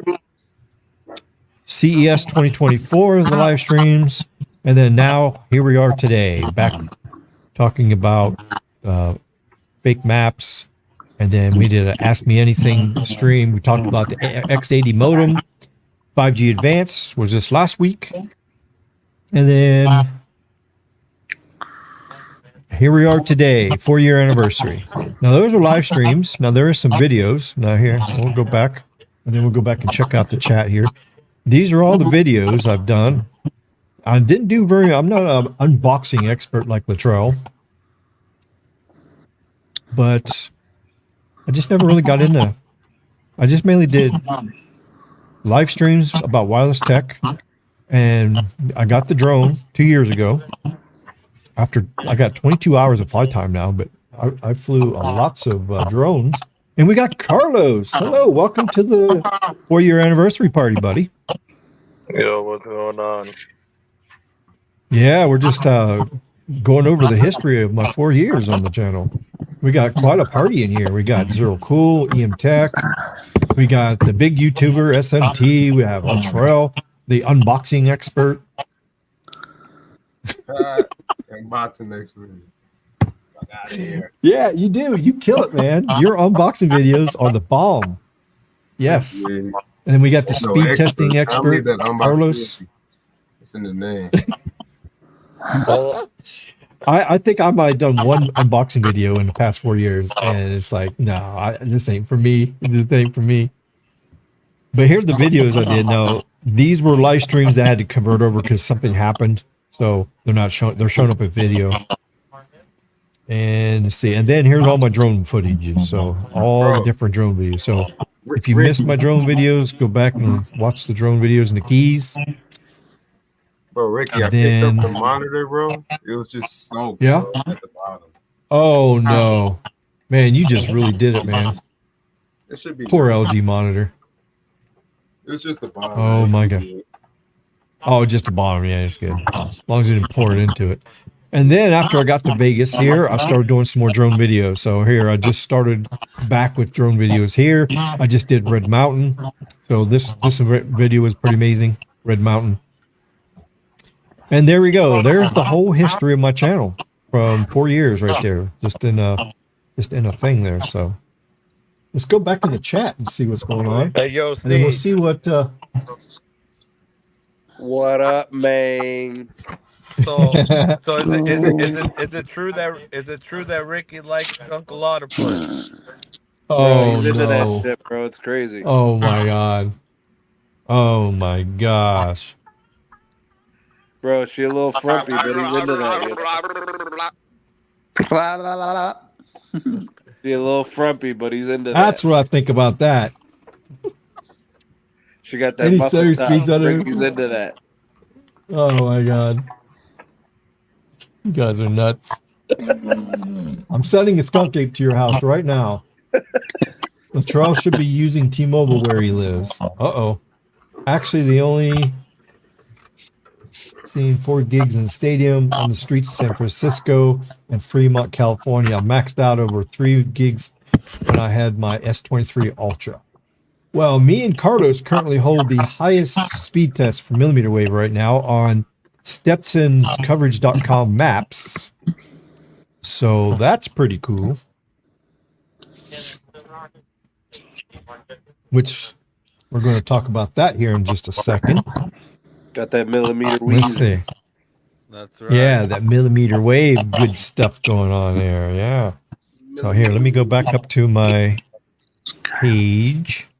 Okay, here we go. All right. Here we go. Hey, Steve. You guys need to get coveragemaps.com on your phone. If you got an iPhone, he's giving away an iPhone for free to the winner. Whoever uploads on his new mapping system. So make sure you guys join that. Hey, Ricky. Hey, Sneed. I heard that Ricky's in love with Korea, bro. What? Oh yeah, I heard that too, Lo. Stop being bad, man. Why you guys attacking me? You guys are my frenemies or something? That was Say crazy. it ain't true, Ricky. Say it ain't true. So there you go. There's the coveragemap.com. That's Stetson's page. He built this thing up. You can now Ricky, do speed tests on your iPhone. TikTok on your phone, bro. Let me find out. I do got TikTok actually. Oh damn, it's a not on my phone. Actually, I don't. There's no TikTok on my phone, but I am on the website. I did make a TikTok account for my YouTube channel. Ricky gonna be so sad when this. Ricky did the Hotline Bling video. Actually, no. I actually been trying to avoid TikTok for years. But Carlos keeps telling me, hey, you make a lot of money. You got to do TikTok. You got to do TikTok. So I put it on. So I made an account. And now they're going to ban the shit. It's like, damn, I just can't win. Ricky did the Hotline Bling video. They was waiting for Ricky, bro. That's Ricky the reason why it's getting banned, bro. You used to. What is all that background static echo interference I'm hearing? That's coming from the trail, I believe. Is it? Because he doesn't have a headset on, so it's feeding back to his microphone. I'm pretty sure that's what it is. Damn, Latrell. I just unmuted myself. Let me in, Rick. I want to talk about fake 5G. All right, let me get caught up on the chat here. We'll have a fake 5G. We're gonna have a conversation, even though I did 2 live streams about it. Hey, so YouTube makes it hard to get popular. You're right. I just read with a Skylo, Ricky, that they just raised $37 million for more smartphone OEMs for the satellite service. Oh yeah, in February. Yeah, they're kicking butt. By the time that X80 modem comes out next year, it's gonna be pretty awesome. Hey, I just put that link in the chat. Ricky, that's not me, bro. I muted myself. I still hear the echo. Hey, Ricky. Oh, is the reason why you're so excited about the satellite service, bro? Because it gets you instant connection to Korea. I knew that was coming. Oh my god. Hey, yeah, I actually kind of wish I was taking a bubble bath in Korea right now. Actually. Oh, you hear this, Steve? Damn. Actually, Ricky, they do have Korean spas already in Vegas and in California. Yeah, but he's talking about his little thing, in Korea. I know he is. You just got to get the spot all ready for it. That's all I'm saying. Oh my god, you guys are crazy. You guys won't leave me alone. Oh, is it which one is it? The first one here? Let's see. He said, I Is got it the those phone scoop bubbles. one or the other one? Space News. Oh, okay, here we go. Copy. Bro, he got the suds running, bro, in the bubble bath, bro. He stirred it up Hey, a it little wasn't bit. my He got it idea. warm, bro. He It said it's wasn't my idea. Bro, Los, he said it's lukewarm. It wasn't my idea. She made me. Skylo raises 37 million to scale up direct-to-device partnership. That's right. Yep. And the FCC is actually approved for some new frequencies, as we've seen. We got N254, N255, and N256 is approved by the FCC and 3GPP and 5G advanced. Bro. Look at this. All I'm gonna say is this, bro. The satellite communications will never take over the terrestrial communications. Well, no, it never will. Of course, it never will. It's just going to be a backbone. It's going to be a secondary service. You're going to have terrestrial service and then satellite service where there is no satellite. But what these carriers are doing is they're gonna the AT&T and T-Mobile. The reason why they're so into it, bro, so they don't have to build out terrestrial coverage no more. They're gonna use that as their leverage to say, "Oh, we're covered everywhere," but in reality, you have to be outside to be covered in those areas compared to terrestrial. The main point of the satellite stuff is to cover areas that's unpopulated. So where you have roads, where you have people that goes to state parks and places where there's not very many people.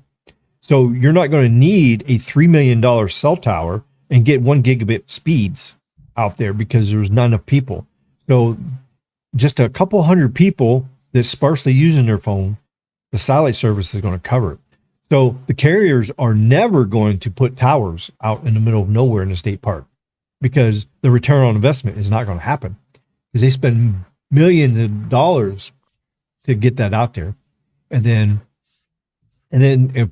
to run a fiber line from an urban area to a state park somewhere, how much is a fiber line going to cost a company? It's going to cost them a lot of money. They'll never get their money back. It's cheaper to beam it from the damn satellite. Then how the hell is Verizon winning at the damn national parks then, bro? Where they got literally service, bro, and they're running. Well, they're actually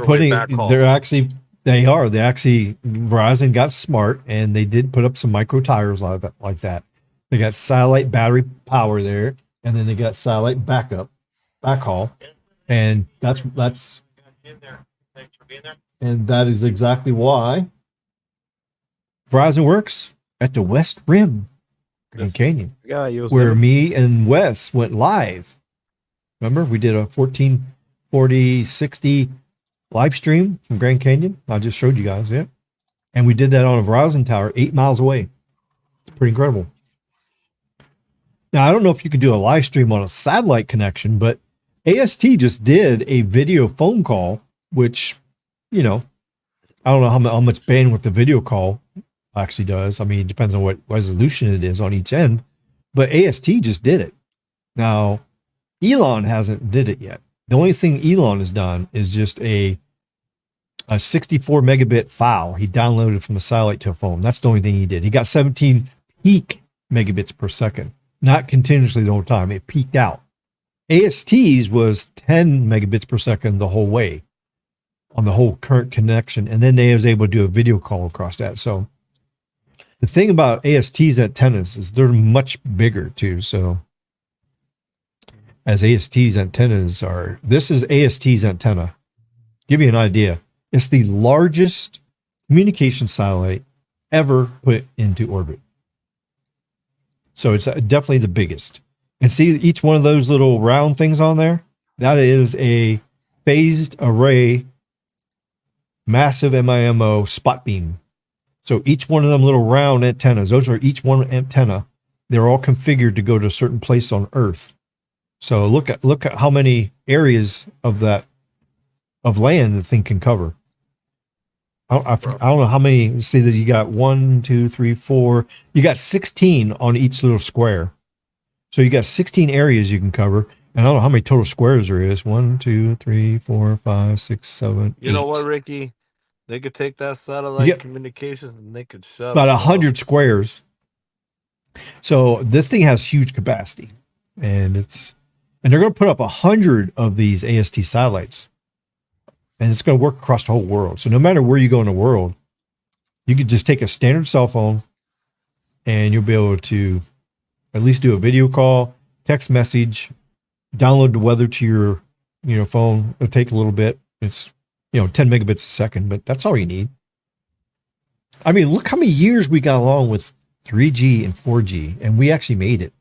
Did SMT, did you survive 10 megabits per second down and 1 megabits per second up? Yeah, back in the day? Yeah, bro. We were able to swerve on that, bro. There you go. That's what I'm talking about. We were able to swerve.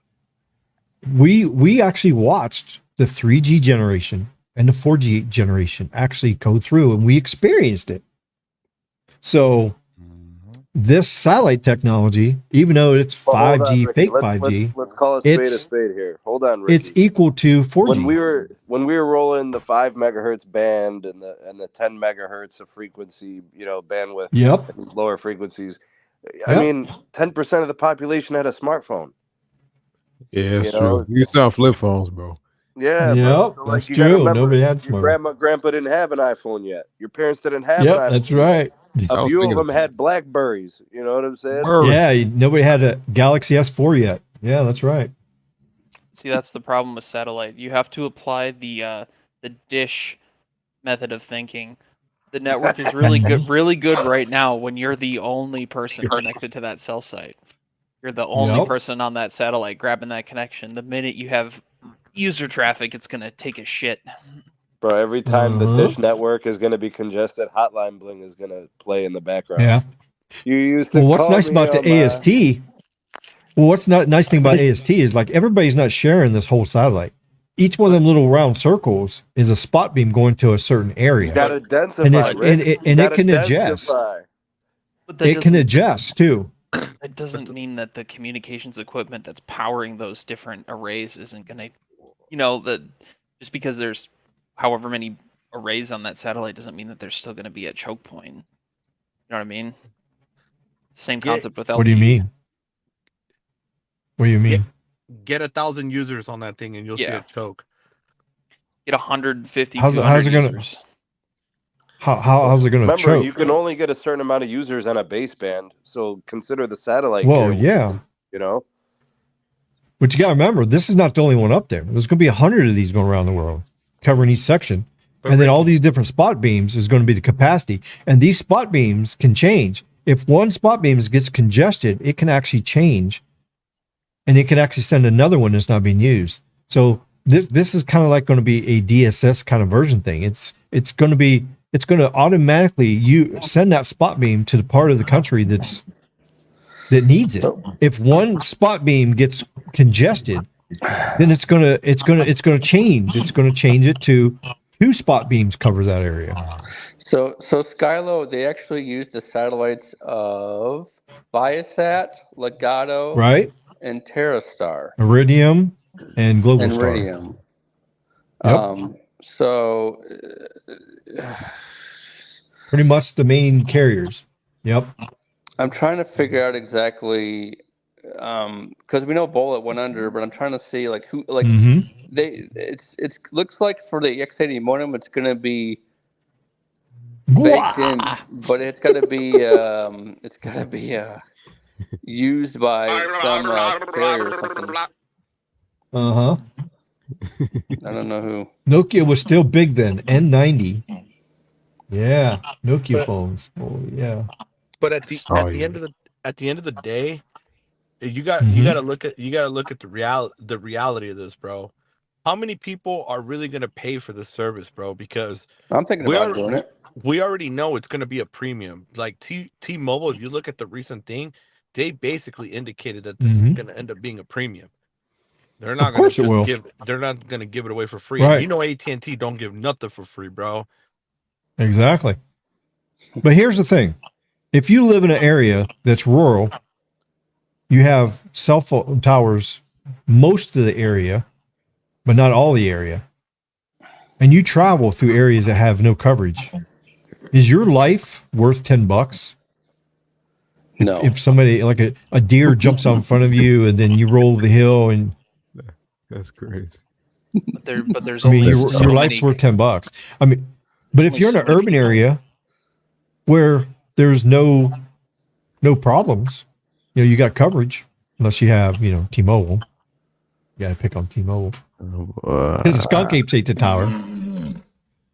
Then you don't need to spend $10 a month. But for those people that are in a rural area, or like us, we go hiking. Let's say if we go hike Black Mountain, the cell phones are not going to work on top of Black Mountain because you're way higher than the cell phones. They just won't work that high unless they get so much interference. So satellite is going to be better because it's coming straight out of the sky, especially when you're higher up, or if you're in a valley. So if you're like in Grand Canyon, you're down there on the Colorado River in Grand Canyon, there's no towers going to reach you, but the sky is going to go straight up. So if you're going to go to those areas, $10 is going to be worth it. But for the people that lives in an urban area like Chicago or Miami or any place like that, and they don't leave the terrestrial coverage, then yeah, the $10 is a waste of time. What I predict will happen is not only will there be like a unlimited package, but there's going to be a pay-per-use where you can sign up for the service and you get just the SOS portion of it, kind of like how Iridium and some of these other companies do. They actually have services like that. They got like 5 different packages. They got SOS only. They got so many messages per month for emergencies. And then they got unlimited packages. And then they got global packages where it works around the globe. So with those different packages, you'll pay for what you want. That's what I predict. I don't think it's going to be just one price for everything. It's going to be 3 or 4 different packages. What do you think, SMT?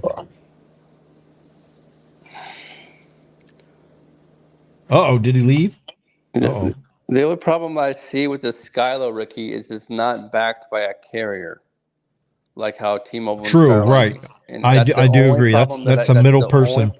That's the only problem that I see, and that's why I believe that's why Bullet Group went under.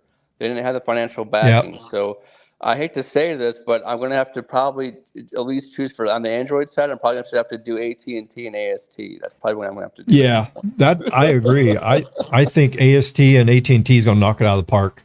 I'm going to have to. They really can't do 5G plus worth of crap, but I think the satellite part's going to be home and run for sure. Yeah, I just wish. Yeah, this satellite 693 square feet. Holy crap!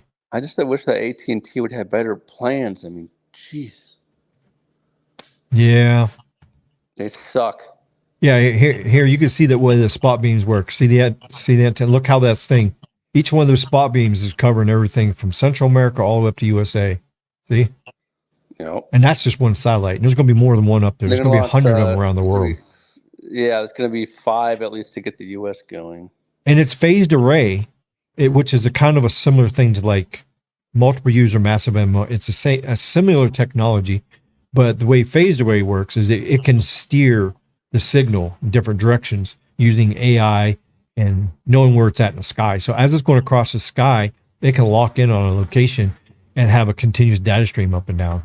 So it's pretty cool technology. So I got a quick question for you, Ricky. That AST test that they did with the phone calling and video, whatever. Yeah. What phone was that on? Do you know?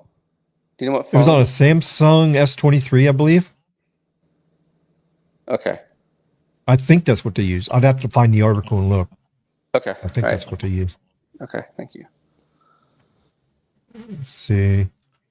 And there's one thing that's going to be kind of limited with this technology too. It's not going to have a lot of carrier aggregation. I think it's going to be just one carrier ag.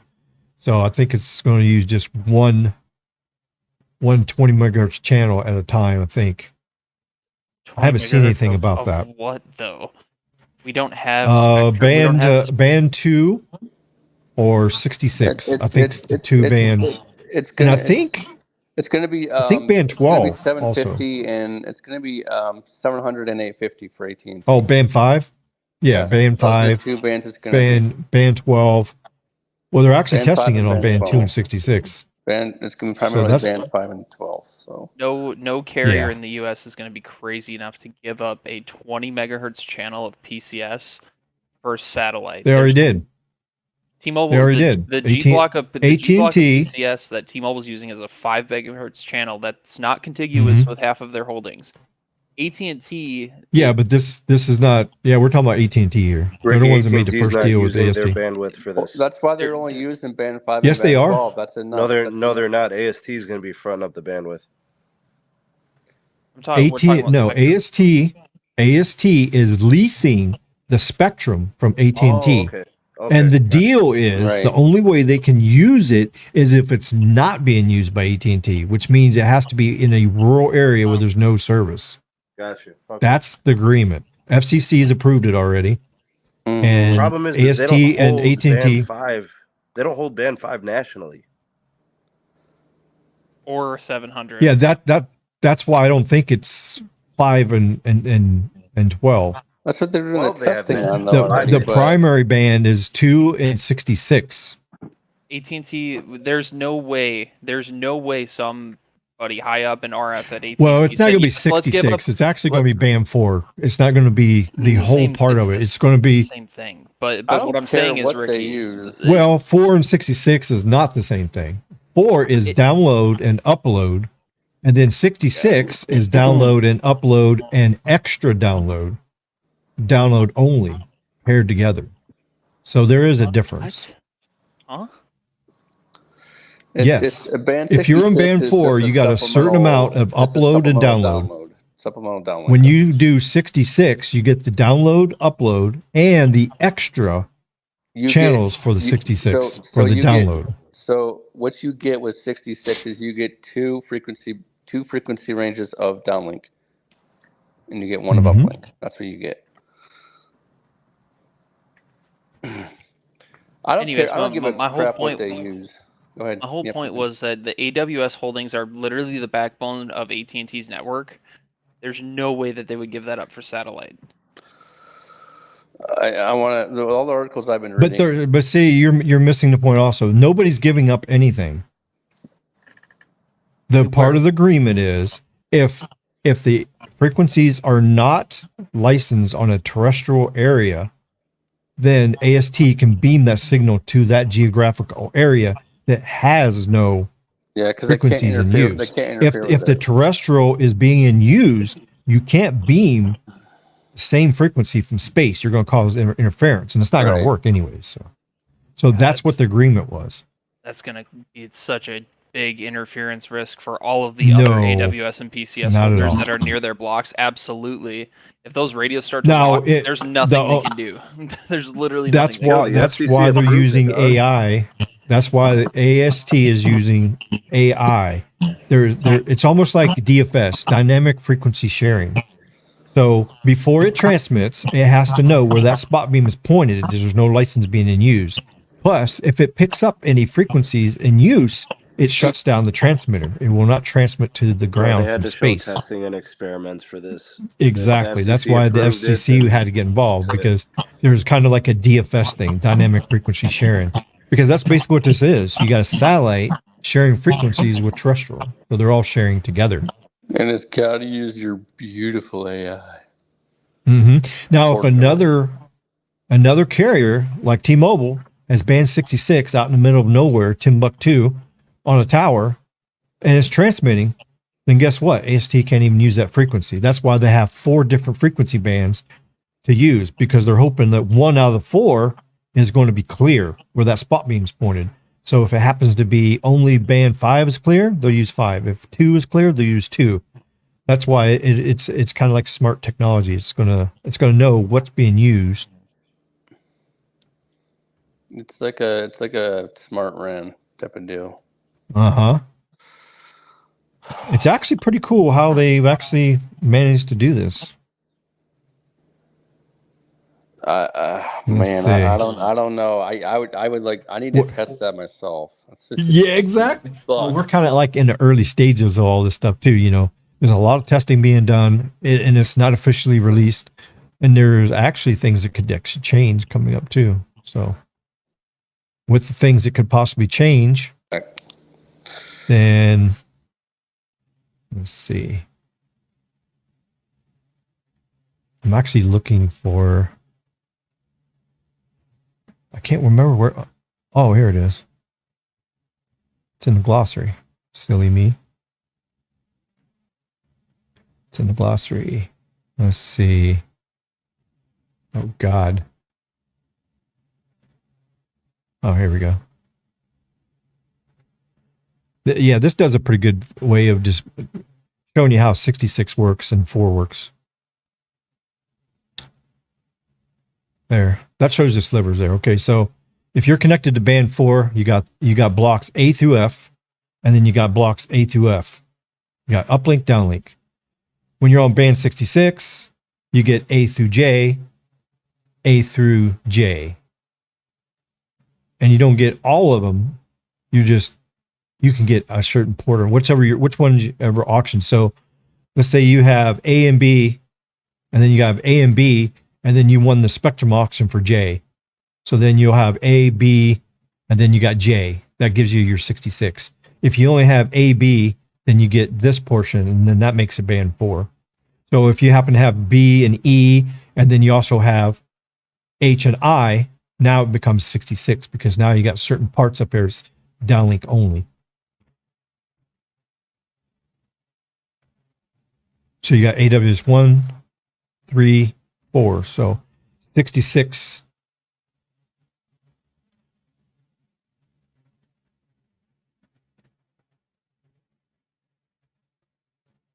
It's pretty cool how they actually made that work, actually.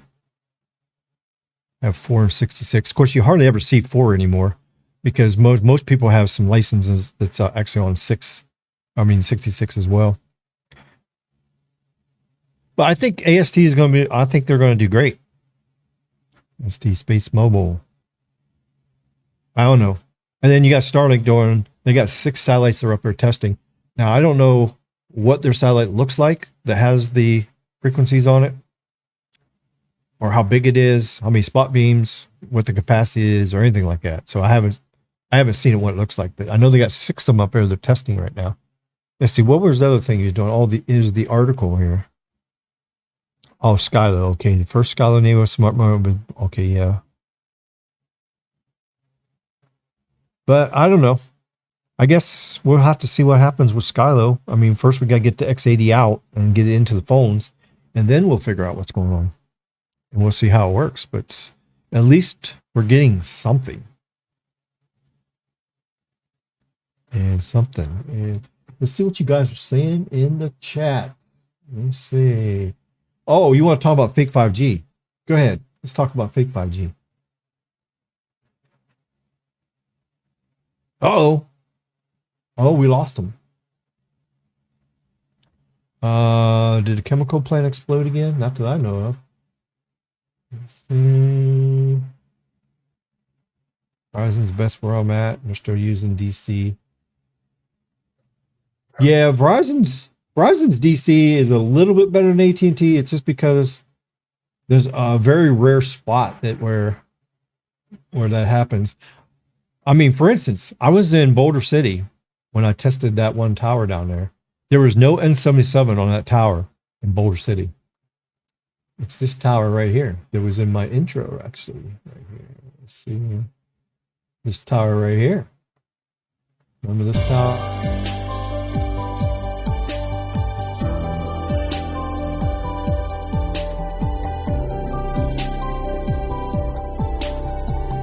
The hell just happened? What?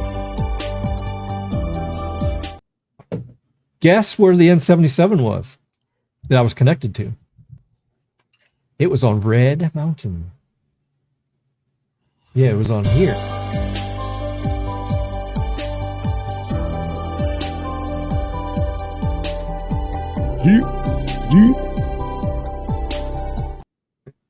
There was N77 on the mountaintop, 3,600 feet, and that was feeding the whole valley. And you can see it on the map. When you zoom in on the map, Boulder, look at this. Here, I'll show you. They were using DC, and it worked like crap. Uh-oh. We lost somebody. Who's this? Oh. Okay, here you go. Here's Verizon. Yo, Ricky. Here's 5G. Ricky. Yes, sir. What percentage of the 5G plus from AT&T do you think is just due to intercell aggregation? You mean DC? Yeah. There's no such thing as intercell. That's just a slang word. Well, that's what these guys be calling it sometimes. Well, I mean, yeah, you can call, you can call a woman a booty mama, but is it a booty mama or is it a woman? We like I mean, those. yes, slang. I know. That's the thing. Slang is taking over this world, Ricky, nobody says booty mama except you. Oh, okay. What do they say then? Correct me. Educate me. I don't know. It's not that. Come on there. I know you're a woman's girl. Come on.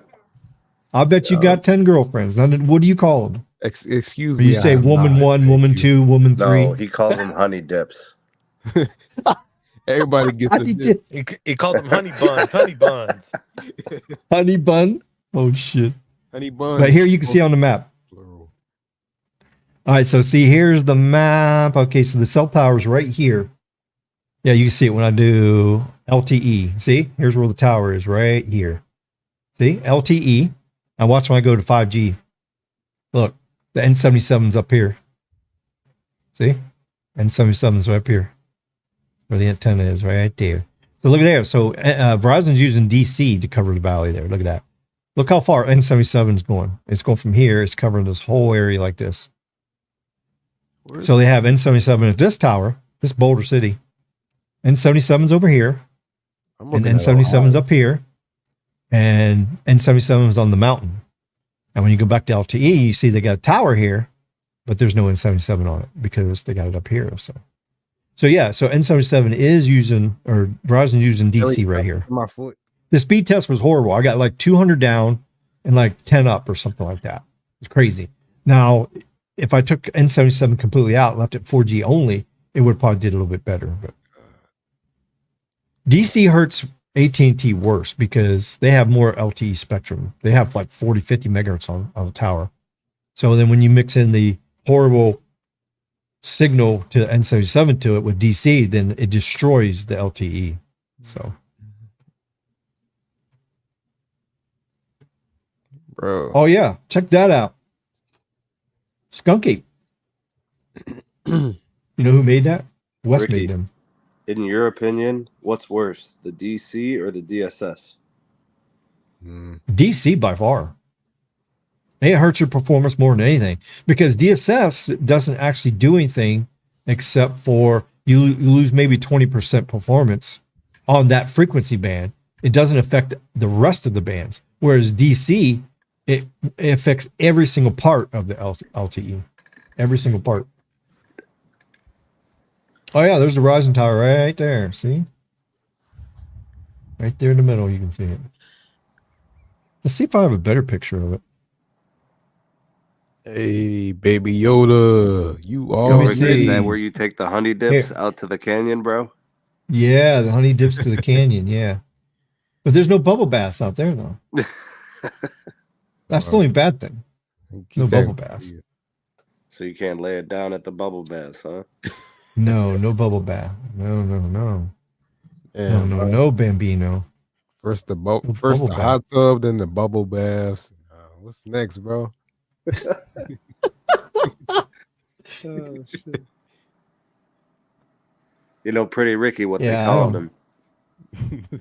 Ain't no stopping Ricky, bro. Let's go back to the chat here. Everybody subscribe. Yes, thank you for subscribing. Satellite service would be good for communities where you have no coverage after you leave towns, hills. Exactly. Ricky, if we send cell phone signals between outer space, shit, right? You said what? Between outer space Ricky and here we are gorilla pimp shit, bro. Earth. Oh yeah. Do you think it has the potential to cause problems for air travel? Bro, that's why you think he moved to Vegas, bro? Yep, he's slaying but there's no cell towers in the space. And you're not using your cell tower on an airplane. Next time you go to Vegas, you're going to be like, oh, shit, you know Ricky? Yeah, he took him down, you know. Live and direct. Oh, Thank you, Baby Yoda. YouTube Sneeze for sure, bro. Baby Yoda's been a moderator and channel supporter from the beginning. No difference. Thank you. I took what I learned from you last week, Ricky. I used it. Xfinity Mobile has my LTE on Verizon Band 66. Yep. YouTube CLE. Stop lurking and go like and subscribe. Yeah. Really in the how many people? Oh, we still got 14 people in here. Low set, man. It's pretty good. All right, so we've talked about my history from the channel for the past 4 years. Now let's do this. Let's go to the make this website poll. I just did a poll. Let's see what you guys are thinking with the poll question. Let's pull up the poll question. All right, let me find the poll question here. Oh, here we go. Let's see. All right. If you haven't voted on the poll, you got 10 seconds. 28 votes so far. Look at that. It's only Pretty accessible through YouTube, right? Yeah, it's on YouTube. It's in here in the chat. The YouTube That's the one chat. thing I don't like about the StreamYard, man. You can't access like all the links and all that. Oh. Uh-oh. Somebody's here. Ding dong. Hey, zero hot. All right. Hot. So it's ZC. I just actually got some information with the AST. They are going to use the band 5. This is actually with the FCC documentation as well. They're going to use the band 5 and band 12 spectrum with AT&T. Now they also going to use band 14, but they have to seek a waiver to do it. So, bro, how's FirstNet going to let that happen, dog? Well, AT&T owns FirstNet. Why wouldn't it? AT&T is FirstNet. Bro, that has to be approved to the FirstNet Authority. AT&T cannot just do that. No. Is it the first?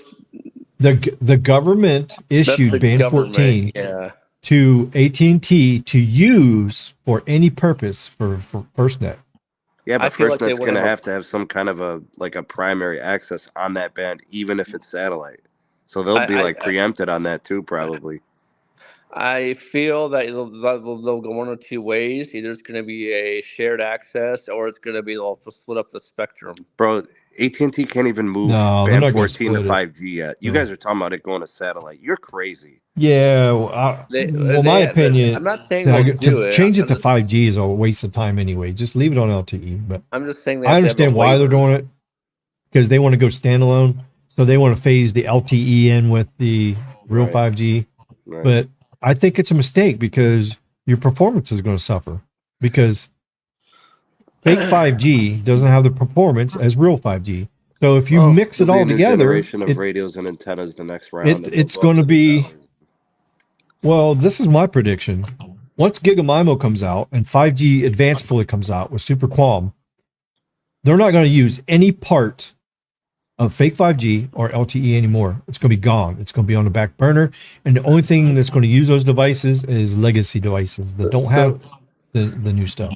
So Ricky, Ricky, you're right about that. It's actually, in the future, it's going to be using the upper mid-band for satellite connectivity. Now, well, you still have N77.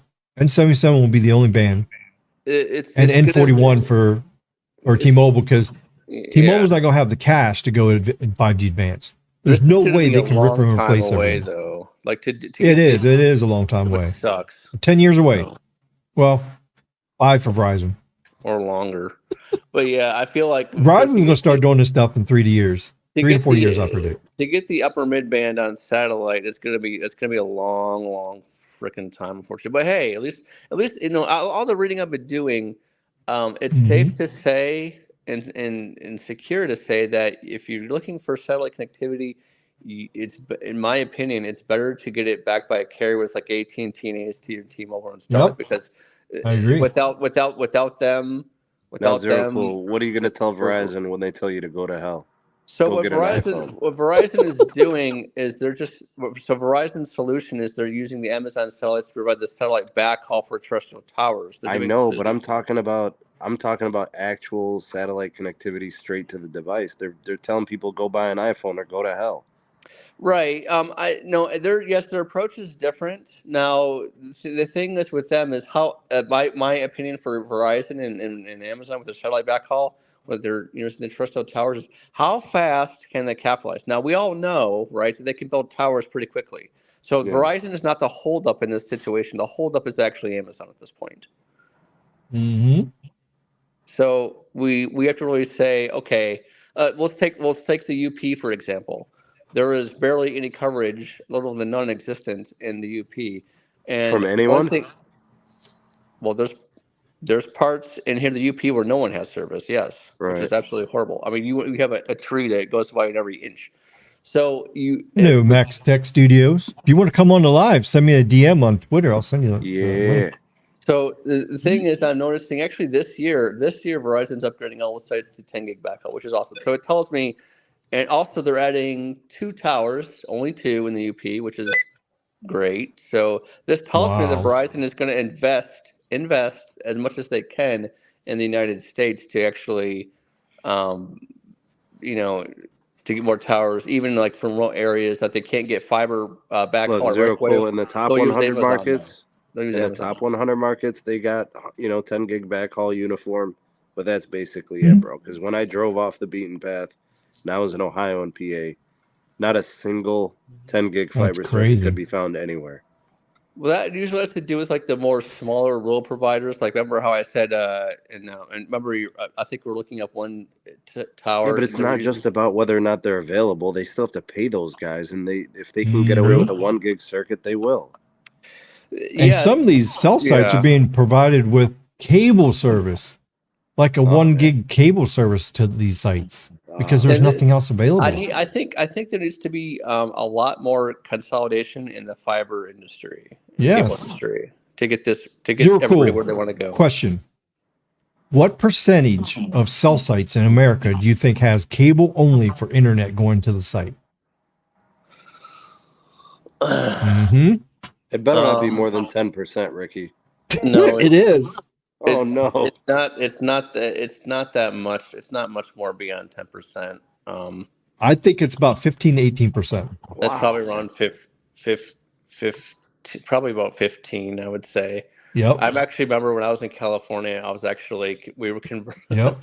This is actually sad to say. And then I'll say it. I would say satellite backhaul T1 in USA to satellites or to terrestrial sites is probably like 5%. Yeah. And of course, that's all rural area, but yeah. And then the rest is all fiber fed. It's going to be a lot more when, Amazon gets in play. Oh, yeah, for sure. Yeah, and Anthony says, keep in mind that the signal strength map here is only updated every 6 months. And yeah, Stetson's map is FCC data for the signal. So yeah, that is updated every so often. So yeah, the last update was December. So any new sites on here will not be shown. But other than that, Stetson's maps that he made is amazing. And the speed testing part is amazing too, where you can upload your Ookla speed test straight up to the server. Straight up. And I'm actually the leader now here in Nevada for the month and for the year. Now Carlos has got me beat like hell on the all-time. I don't think I'll ever catch up Carlos for the all-time amount. So here's the point that I want to. Here's the point I want to make really quick about how AST and AT&T and T-Mobile Starlink is actually going to be better than Verizon. The planes, all the planes in the sky, like Delta, United, whatever, they're actually upgrading all their satellite systems to actually use Starlink for faster connections. And the satellite services that's going to be used, it actually serves an additional 10% of the population. We're thinking about people that travel like to Canada, cruise ships. So Verizon.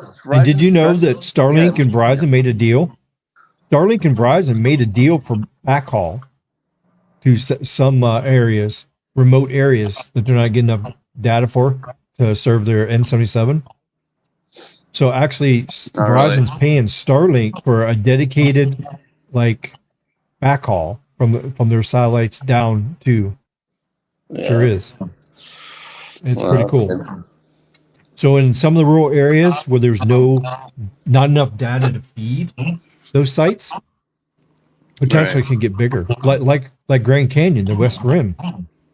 That site there, if they switch it to Starlink backhaul and have a dedicated 2 gig download, it'll be pretty amazing. And now that Elon's got enough satellites up there, he can dedicate a certain portion of his bandwidth. I mean, it was something like 10 terabytes bandwidth. Right. Just recently got updated, because he's got over 3,000 satellites. Man, now. that ain't that much, bro. Oh, yes, it is. And the version 2 satellites is even better. And remember, it got the laser backhaul between the satellites. So one satellite can pull from 3 others. and he's putting more ground stations up. And some of these ground stations is massive bandwidth. So Yes. AST has 2 satellites up in the air right now. They need 5 to cover. Yeah, they got the test one, and then they got the first one, and then when they're done, they're going to have 100 bluebirds around the world. Though. Yeah, true. Yeah, 2 for U.S. Exactly. 5 in total for the U.S. to cover the U.S. But I don't. But you have to have 100 going around the world because they're rotating around. So since they're in low Earth orbit, they're always moving. When do you think they're going to be done with all that to get that up in the air? You think? It's like one satellite a year, maybe. Or in 2024, they're planning on 6 more launches between now and midsummer, and then I think another 6 or 7 launches before January 1st. And then 2025, they're going crazy. They said they want to have the rest of them all up by the middle of 2025. They want to have all of them up. They're using the SpaceX. So they're going crazy because now that they've done the testing, now they're building the sats, and then they're going to start having them launched up there. Yeah, that'll be good. They're using the Starlink boosters too, which I think is nice. So, cool. Yeah. So I think it's. I had someone tell me this statement. What do you think of this? Dish will continue for a few more years because the government won't let them die. They want to keep the 4th network. Yeah, I agree with that station. Hey, Max, you want to come in here? Send me a DM on Twitter. Give you the link. No. Or if you want to, SMT, send Max the link. So Amazon is going to provide their home-based internet satellite service, which is kind of like what Starlink does with theirs. But I think it's not going to be as good. Baby Yoda says, "Is Shaq Sneed?" It is. He's the big dog. It seems like Zero Cool's mic is quite a bit quieter than you, Ricky. I just got a big mouth, I guess. I'm using an iPhone. Oh, okay. Trash. All right, so we've been live for like almost 2.5 hours. Wow, this party's been going on pretty good. So we only got like 17 people here, but we got more joining here just recently. So let's see. So, the poll question. Here, let me get the poll question back up. Let's see. That's one thing we got to do. The poll question. Oh, there it is. Okay, so what do you like most about my live stream channel over the past 4 years? I just put 4 random questions in there, or answers in there, just to see what you guys think. Learning about wireless tech is 65%. Funny and not boring, 17%. My guests, 13%. And drone videos and Las Vegas Strip of 3%. So it looks like you guys like to learn about wireless tech. Learning about 5G, 4G, fake 5G, and everything like that is what you guys want to learn about. So that's pretty interesting. So, I mean, yeah. So, what do you think, Zero Cool? Well, I think since you've been a host on a co-host on my show for what? How long have you been riding with me now? For like 2 years now? At least 2 years. Yeah, about 2 years. So the past 2 years. So what do you think about my channel? No, how's your adventure been the last couple of years? I think it's great how we kind of LV Tech USA. Yeah, so that's how we kind of get to educate people and answer questions and the latest, what we think is right and useful for, for customers, for people, for businesses, their technology, stuff like that. I think it's kind of funny that we can kind of safely say that T-Mobile and AT&T will be first to the satellite game, and rather than Verizon now. So, it's really interesting. So it's up trail, but that's pretty cool. Good show, and I hope you do YouTube for another 20. Yeah, I'm going to keep going as long as I can. I mean, I really like doing this YouTube stuff. It's cool. You don't make any money at it, but hey, I love doing it. It's really cool. So, Ricky. So what about you, Mr. Big YouTuber, Mr. SMT? What do you think? And of course, you've known me for the past 4 years, since you're my mentor and you're the one that got me involved. I mean, I actually was on Sneed's channel the first time ever on live stream. He's probably out of here. He probably fell asleep. It's already, 7, 8, 9, 10. It's 10:30. Oh, you're here. Okay, cool. So, but I've been doing this channel for 4 years, And the reason I'm doing it is because of you. And I watched over the first live stream that I jumped on there with you. And it was really cool. You, Carlos, and who was the other person that was there? I can't remember who the other one was. But we went on there and we talked about, I was showing you guys the maps. I was showing you the difference between band 12 and 66 and 71 on propagation and stuff that I found. So it was actually pretty cool, jumping on there. And I actually ended up making a channel after that. So what do you think about the last 4 years on my channel? It's been good, Ricky. You got to keep making content, keep doing the streams. I think people appreciate the question and answer portion, right? Where you take a look at their comments and questions and you help them kind of understand, oh, yeah, what they're not really getting about their technology. Like, especially when you got new stuff that comes to market, people want to know, right? They can come to you as a source that can kind of explain things or at least look into them and try to give people good, perspective on what's going on. Yeah. And, sometimes some stuff is cutting edge and, you do your reading and you can explain stuff and that gives people the edge and, understanding the industry. Yep. Appreciate that. Yeah. And, keep up the and good where work, I learned most of this is from you because I seen how you done your channel. And the number one thing I noticed with you involve the people. It's not about you. It's about the people, the viewers, the people in the live chat. And that's what attracted me the most to watching your channels because you interact with them. You actually show them their comments. And that's why whenever I'm live, I actually click on I don't know if you guys noticed or not, but every comment tonight, I have actually clicked on everybody's comment. It's not easy, Rick. It ain't easy. It's not easy. It's not easy, especially with the bigger you get, like you, big YouTuber. More comments. So I'm still kind of small right now, so I can do it. But there is a point where you can't keep up. I mean, like way more I've seen comments. A live stream that you did one time that you had 250 people in there, and you just gave up. Halfway through the stream, you stopped clicking because you just can't keep up. You try your crazy, best, man. It just can't be done. Yeah. And that's one of my fears is if I do get too big, I won't be able to, Yeah, that's a good problem, Rick. Don't have worry the about most that.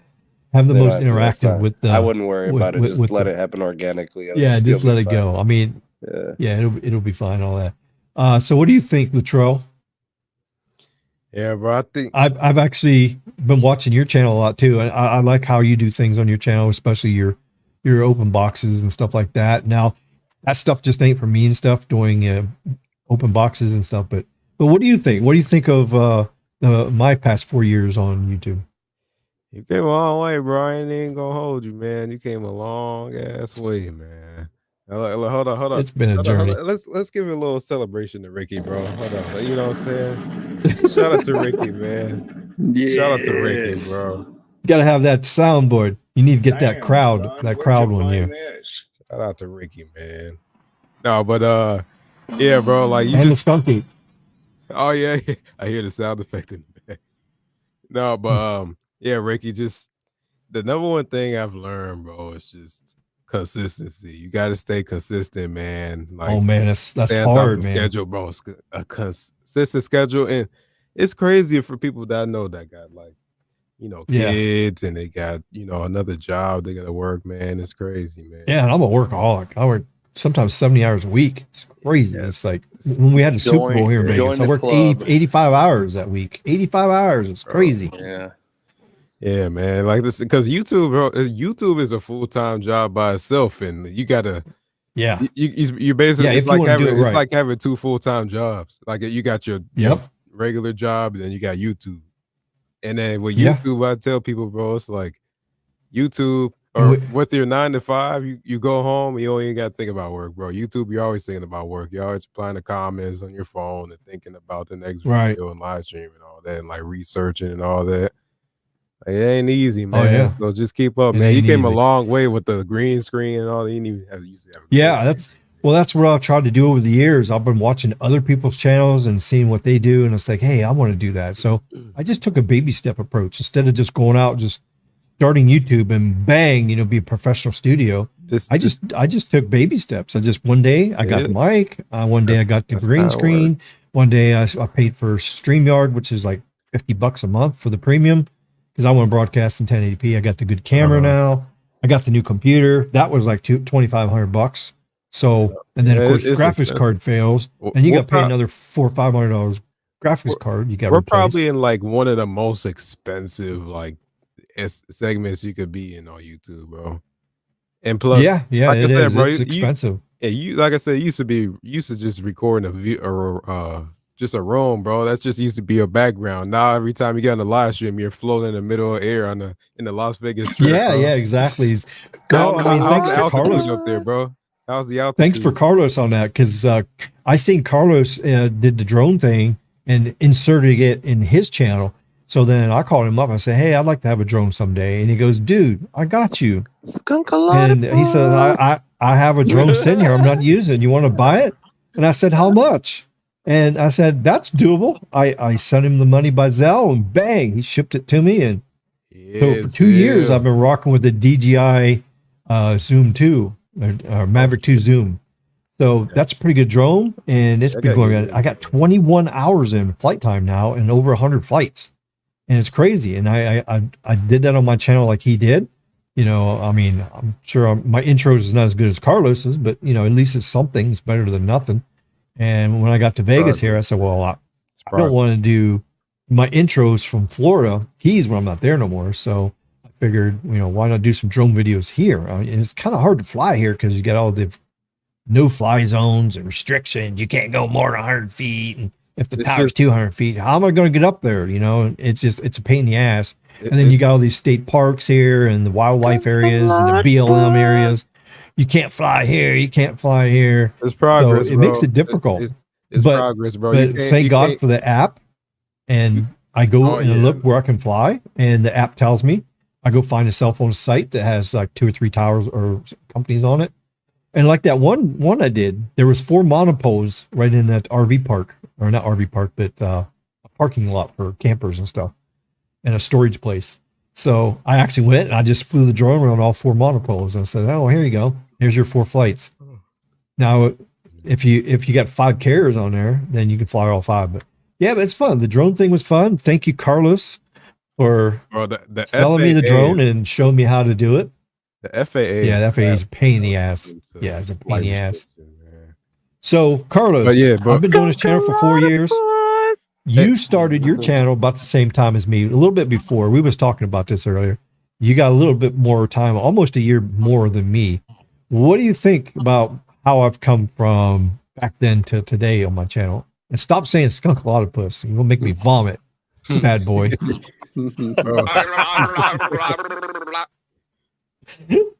I heard the skunk apes cometh, Ricky. The skunk apes coming. Bro.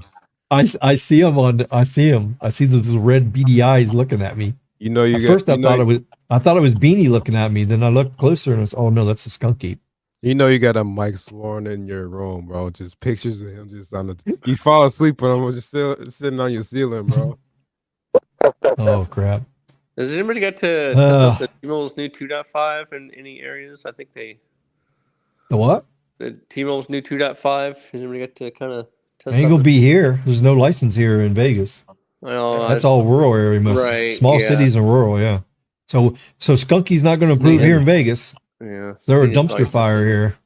They improved the service up here, which is nice. Thank God. Hey, it's better than now on Skunky. Still, like, thanks to Carlos, I got a Skunky line right for free.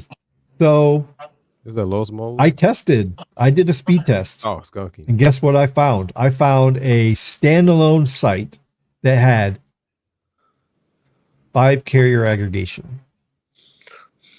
It had N25, N66, 100 megahertz of N41, 100 megahertz, 40 megahertz, no, 30 megahertz of N70 or N41, and a 20 megahertz channel of N41. So it was 5 carrier aggregation. Guess what the speed was? There was like 165 megahertz of spectrum, I think, total. We got 900 down and like 55 up. And I was like right next to the tower. I was like within a few feet of it as I was driving by. Okay. I drove 1 mile away. Guess what the speeds dropped to? Well, first off, I got 1.5 miles away. N41 dropped and left standalone. And now it's only on 25, Well, it was non-standalone, so it had all, you know, the LTE, and it had N71 and N25, I think. The speeds dropped down to like 200 down and like 10 up. A mile and a half from the tower. So now that they have all the spectrum, they need to just densify. They have no excuse now not to densify the share of the network. That's what they need to do. Well, T-Mobile has already densified in Vegas like crazy. In certain areas, it's densified, and it's still like crap. I mean, there's still a lot of areas that is not good enough. Here's the number one thing. There's one thing that can fix N41 for T-Mobile. Only one thing that can fix it. That one thing is 128 by 128 multiple user massive MIMO using sub-band full duplex technology and at least 1024 QAM. If they do that, they're 150 megahertz of spectrum will come alive in Vegas. And they can get 2 gigs down. Hey, stop playing them T-Mobile speeds. Shame on you. Bad, Carlos. I'm connected to my POTS line.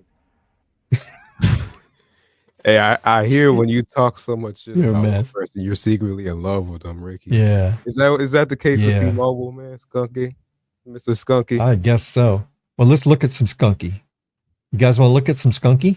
Here, let's look at some Skunky. All right, let's look at Skunky. Skunk-a-da-da-doo-doo. All right, now this is LTE. What look like? I never looked at the Cleveland. That's LTE. It's pretty densified, actually. Look at it. Look. And there's our 5G. Yeah. And then if you go to speeds, let's go the speed test map. Hand out to Stetson. Stetson, you made an incredible map here. Make sure everybody gets the paid version. Support him. Pay him the $5 a month because this is amazing. You can upload your speed test directly from the iPhone now.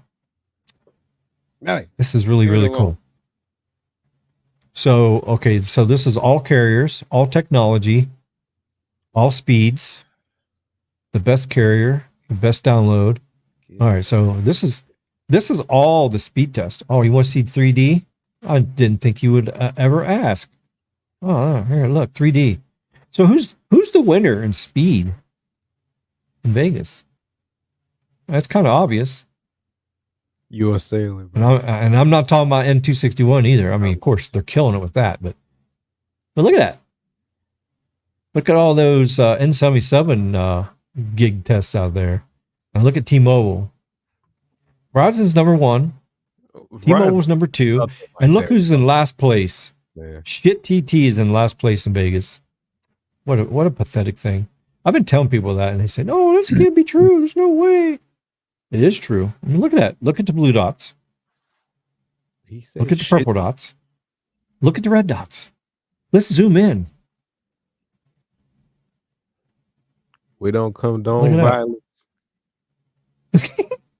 Let's go to the east side. Wow, there's a lot of good AT&T tests on the east side there.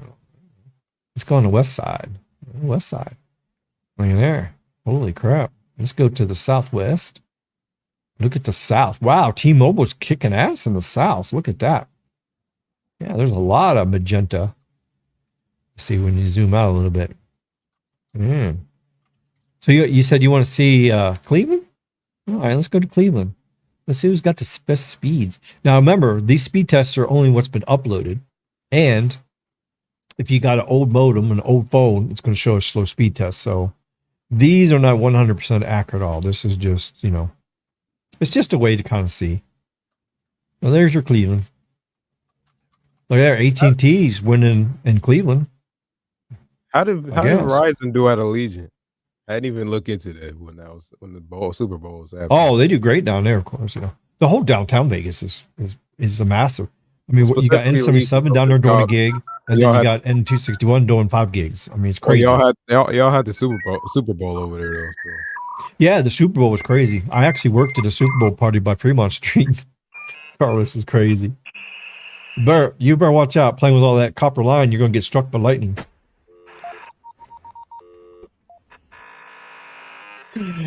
Oh my God. So there's Cleveland. All right. What city you want to do next? Oh, let's go to the chat. Let's see what the chat wants to say. You want to see some, or you want to see speed tests in the chat? Okay, let's see. Milwaukee, sure. Let's see. Where we at here? I like how you're based and not into wokeness. Oh my goodness. I'm probably not going to pop on the live, but I'm here in chat. Oh, good to see you there, Joshy. Happy 4 years. Thank you so much. Sneed ain't even here, bro. Huh? I was asking you to pull up the CLE and Sneed ain't even here, bro. Oh yeah, he probably bounced. It's his bedtime. He's got to get some beauty sleep. Well, when he goes, I think he goes to the gym. I was surprised he's in there for that long. I think it'd be cool if you would create recorded video guides as simple and 20 minutes or less long and continue doing live streams. Oh, okay. I actually tried to do that 2 years ago. I tried to do some short videos like around 15, 20 minutes long, just talking about certain things. And when I posted the video up, I had 5 people watch it. So it's a great idea. I did try it, but the most popular thing is live streams. That's where I get my most views from. The second most popular is my drone videos, where Ricky, I don't get a lot from my drone videos. But yes, sir. Do me a favor, bro. Zoom in on Chicago and Milwaukee. Oh, okay. Gotcha. Let's do some Chicago. Chicago. All right, Chicago. All right, there's downtown Chicago. Okay, let's go out just a little bit. Okay, there we go. There's Chicago right there. Verizon wins. Out in the suburbs, looks like T-Mobile wins, followed by TT. Let's zoom in a little bit lower there. Oh, look at those big areas of T-Mobile. Holy crap. Wow. What's it called? Verizon and the downtown loop, bro. Obviously, wow, that's crazy. I think I did I was on Alex's live stream and speed testing like at 3 in the morning or something. All right, there's Chicago. And where else did you say? Milwaukee. It's like right above. Milwaukee. What's a Milwaukee? Old Milwaukee? Here's Kenosha. Oh, look at T-Mobile up there. Holy shit. Yeah, I told you. What the hell? That's crazy. Why you think I'm on it? Wow. And Mint. That is nuts. But look along the highway right there. But they got isolated speed test. But now watch this. When we switch to signal strength, what happens? You see that straight line? Like go back to where it was. Uh-huh. Yeah. Go back. But look at the signal though. I mean, they don't have a lot of coverage. Oh, look. Oh, wait, this is on 5G. Oh, that's LTE. I wish you had a button with both on here. LTE, 5G, and both. It is on the phone app, but it's not on the website. All right, so T-Mobile. So that's LTE. So you said back to speed test, right? Speed test. Yeah, look along the highway, yeah. Bro. Look like the straight line right there. It's just like all AT&T and T-Mobile. Okay, there's T-Mobile only, and there's the speeds. The darker the color, the faster. See down at the bottom? Yeah. Wow, that's crazy. And then here's AT&T speeds. Wow, not many people mapped it. And Verizon speeds, not very. So it looks like you got mostly T-Mobile customers up here. That's why I said go to Milwaukee. Oh, Milwaukee. Holy shit, look at that. Yeah. All right, so there's T-Mobile. Verizon has very little coverage. Verizon. They have some like. And then for the best, yep, T-Mobile wins for speed. That Verizon is has crazy. Very little millimeter wave coverage downtown. I think some by the airport. Yeah. Yeah. Yeah, well, it ain't till 5G Advanced and GigaMIMO comes out. That's when Verizon is going to blow everybody away, because once they put N260 on every macro site with GigaMIMO, that's it. It's game over. They will have 5 gigs up. They will have 5 gigs down and 1 gig up on every single macro site. He said Atlanta share with Verizon and T-Mobile here because of Verizon. Oh, you talking about Atlanta speed tech. Class. Clap, clap, clap, clap, clap. Yeah. I'm referring to 20 minutes or less RF tech video guides and tutorials. Okay. Yeah, that's what I did do. I did one video on Wi-Fi. It was like It would end up being longer than 20 minutes because it's kind of hard to teach everything in 20 minutes. So I actually went over. It was a little longer than that. But I only got like 50 or 60 views. That's all I got. So. Come here, buddy. But I don't know. I'll take that in consideration and maybe come up here in the future. I'll do some like specific videos on certain things or something like that. So, damn, wasn't that bad back then, Ricky? Bad. Millie, look. Peace. Oh, I guess he's out. Hey, puppy.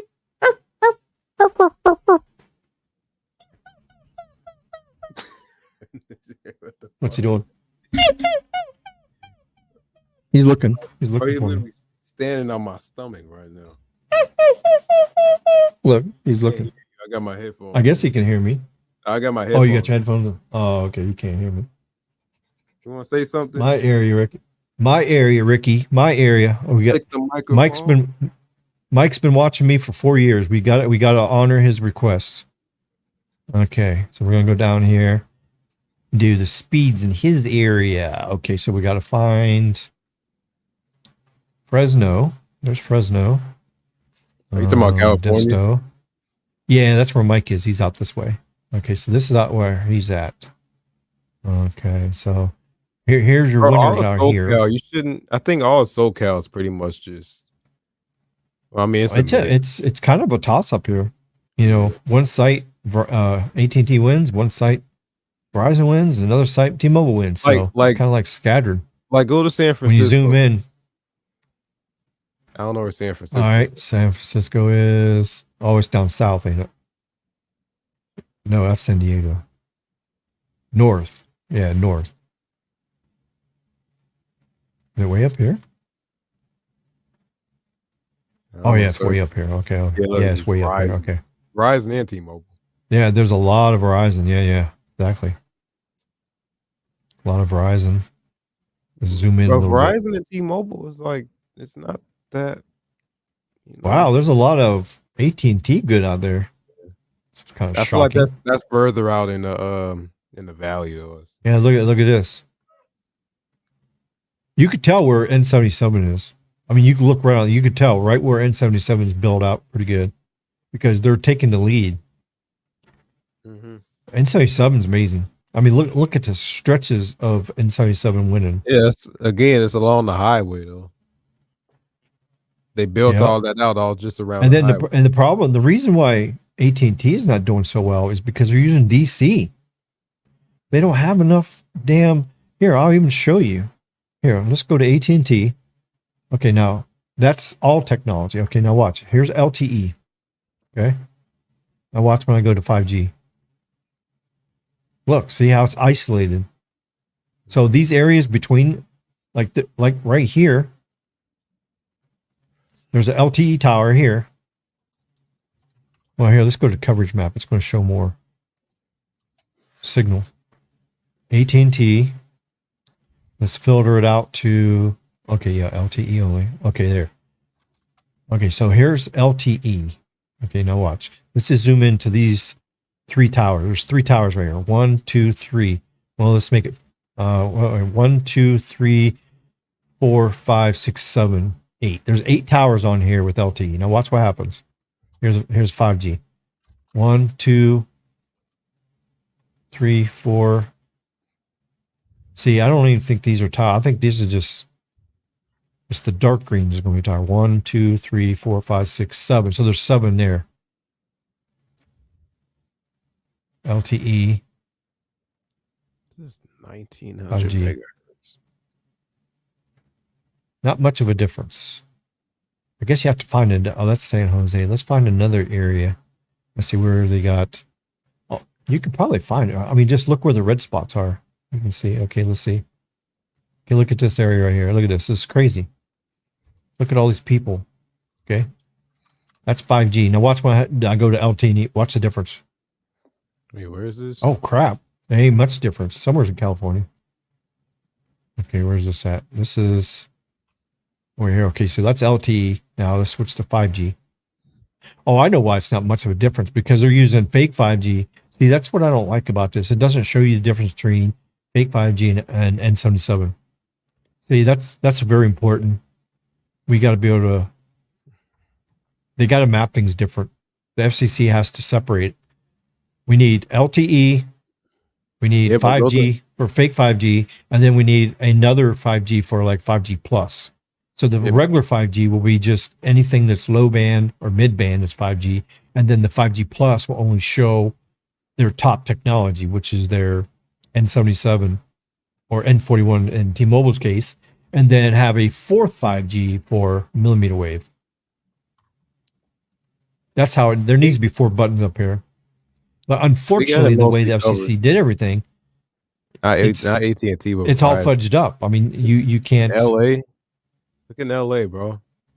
They got like 140 megahertz out there. Okay, this is AT&T signal on 5G. Wow, AT&T. Well, see, the thing is this N77 or is it N14? I mean, N5. Yeah, 40 megahertz. See, you don't know the difference. I bet you anything, if you separate this to N77, it'll be half this. Oh, that's signal strength. Yeah, this is signal strength, yeah. So when you zoom in a little bit, let's see, LTE.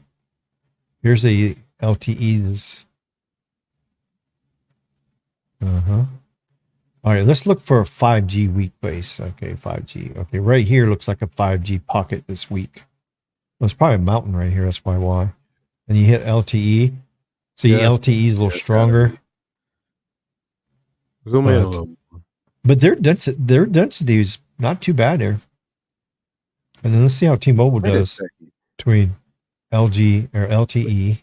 Can you see 5G? Can you go?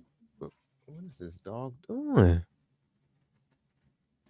I ain't feed you no crack by accident, did I? That's what you act like. You going crazy? Yeah. Go. Can you see Bakersfield to Fresno? Oh, wait. We go to Beverly Hills. Speed Tech. How you doing, buddy? You want to come on live? You can come on here. Of course, I don't have your DM. I think Verizon used that 140. Send me a DM if you want to come on live. I think Verizon used Kazi. Hey. You can come in here too, Kazi, if you want. You should check Fort Lauderdale. Okay, we'll check Fort Lauderdale. Bakersfield to Fresno is Central California. Yep. Yeah, I just showed it to you. Yeah, I think Verizon uses that 140 at the, what's that beach out there in LA? Redondo Beach. Shit, I don't know. That's not it. That's not it. Well, you got Hermosa Beach, Redondo Beach, Manhattan Beach. You got all kinds of beaches. It's that one beach where they have like the skate park and they have hold on. Oh wait, here's the Los Angeles Airport. I didn't realize that. Oh, Venice Beach. I think that's Los Angeles Airport was like right off the coast, right off the water. I didn't know LA Airport was over here. I didn't even know that. I think that's how it's like in Atlanta. Not Atlanta. No, it's I think that's how it is in Miami. No, Miami's inland quite a bit. I mean, this is like right on the edge. The runway is like right here on the edge of the water. Wait, I mean, when you're coming in for landing, the Miami airport is kind of more by Miami Gardens, ain't it? No, because it's over by West Miami. Actually, it's over by West Miami. It's in not quite all the way in the middle of the county, but it's partially in the county. Miami Airport's right over here. Right here. Here's Miami Airport right here. It's way far from the water. South Beach is way over here. Miami Beach. So where's Miami Gardens? Downtown Miami's right here. And here's Miami Airport. Miami Gardens is way up north. And borders Broward up here. Miami Gardens is up here. Yeah, that's kind of this is Miami Gardens. Fort Lauderdale is not that far from there. Yeah, Fort Lauderdale Airport is actually closer to the water. It's not right on the water, but it's closer to it, yes. Because I left Miami going through the Fort Lauderdale Airport. Yeah, Fort Lauderdale Airport is right here. So it's closer to the water than Miami. So it's like right here. It's damn near right next to it. That's how the I think that's what Chicago and Milwaukee is. Right next to it. Cosby said check Fort Lauderdale. Okay, let's look at Fort Lauderdale. Okay, here's coverage wise. Okay, here's Fort Lauderdale area. That's LTE. There's a dead spot right over here by Davie. And then when you click on 5G, and you better see there's a lot more holes. I'm gonna lock this down. T-Mobile. Here's T-Mobile. Wow, there's 2 dead spots over here. Wow, look at Southwest Ranches.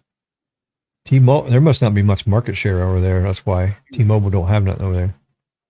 Hold on, and here's Verizon. Wow, Verizon's good. Look, I'll be back. Except for there's 2 spots. All driving you crazy. All right, buddy. Well, thanks for coming on the anniversary. Joe, appreciate good. Congrats, man. It's just thanks for the support. He keeps coming on, and hopefully I'll see everybody in another year for my 5-year anniversary. So I'm gonna keep trying. See if we can keep going. I will be there. All right, buddy. All right. Let's see Verizon. Oh my God, Verizon really needs some more towers on 5G. Because you got to remember, Verizon's not using much low band or fake 5G. They're just going. They're going from LTE straight to N77. So there's a few spots that is lacking big time for. And if you go down to Miami, look, there's quite a few dead spots still for 5G. So Verizon still got some more work to do. See, AT&T, the reason 5G looks good is because all that fake 5G. Basically, it's LTE. LTE and fake 5G is the same thing. So when I click this, then I click this, it's the same signal because it's the same system. The same frequencies, the same bands are doing the same thing. It's just some are labeled 4G and some are labeled 5G. And then let's see, AT&T. There's Verizon. T-Mobile. Oh gosh. LTE. T-Mobile. LTE for AT&T. Verizon. Let's see how the keys are doing. All right, there's the keys. Verizon. AT&T. T-Mobile. 5G. AT&T. Verizon. There you go.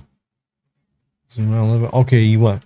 I already know you're already, I didn't even look at the chat, but I'm going to say, well, what about my signal or my speed test? I already know you're going to ask me that. So here, let's just go. So let's do the best button first. Let's do all technologies. See who has the best of everything. All right, so here's Palm Beach County. Wow, T-Mobile's doing pretty good. Yeah, look at that. That's crazy. T-Mobile's doing pretty good. Of course, their speed tests are fake, though, because they get the highest priority, so it's going to make it look like it's faster. Of course. QCI #1 on speed test apps. There you go. You see the spots where Verizon N77 is pretty good. And then down in the keys. Wow, looks like, look, it's really impressive that T-Mobile is actually showing better speeds than they used to. Of course, their coverage still kind of sucks. Yep. Yep, right down here. Look at there. All right. So there's your speeds. Okay, let me go back here. Let's see what you're doing in the chat here. All right. All right, so we got, I know LA has Venice. Okay. And we got half a decade anniversary. That's funny. You're funny, Kazi. Can you check Baytown, Texas for AT&T since that market's portable? Sure, we can do that. All right, we've been live for 3 hours, so we're going to finish up here in just a moment. If you got any last minute questions you want to ask me, put your questions in there, or you want to see something on the maps, let me know. Oh, here's what their course said. AT&T should be able to use its band 5 and band 12 spectrum on AST without seeking a waiver, while 14 FirstNet will require one. Wilson noted most devices will use band 5, which sits at 850. Yeah. All right, so we'll Baytown. Is that what it is? Baytown? Baytown? Baytown, Texas. Baytown, Texas. Is that all the way down here? Let's see. I'm going to have to put it in here. I have no idea where that is. Baytown. There we go. Baytown, Texas. Okay. All right, so here's Baytown, Texas. All right, so there's Baytown, Texas. There's all of them. Not very many speed tests down there. But it looks like AT&T does pretty good. Yep. Okay, so here's Verizon. Wow, horrible. AT&T, still pretty horrible. Only a couple good tests. And then T-Mobile. There's a few good tests there. Oh, I forgot about 3D. Yeah, you want to see it in 3D? Here. Let's do all of them. Wow. Nobody's really doing good there. Really? That's crazy. Zoom out a little farther. Oh, Baytown. Okay, Baytown. Yeah. I know where I was at now. It's near Houston. Okay, I got you. Look at Houston, Texas. West Houston is AT&T. Wow. That's crazy. Crazy. Uh-oh. Caleb sent me a message. See what Caleb sent me here. I'm getting hungry again. It's time to eat. New Border Patrol agents on their way to work in Texas. Yeah, but well. Oh. That is funny. Yeah, that's funny. All right, so let's see. What else we got here? Let's see. Do speed checks near Baybrook Mall. God, I don't know where that's at. Okay. Trying to think where you're at. What part of the country you're at. I don't know. You got to give me a city because I can't remember where you're at exactly. Oh, you just said Baytown. Okay, so you're saying in the same area. Oh, okay. Back up to Houston. Okay, I got you. There's Beaumont, Baytown over here. Yeah, Baytown over here. Now, I don't know where the mall is, but let's see. I mean, I basically just showed you this, unless the mall is not near here. But the mall is probably on the north side. It's probably where it's going to be. I don't know where the mall is over there, but Baytown Mall. It might be a little further north.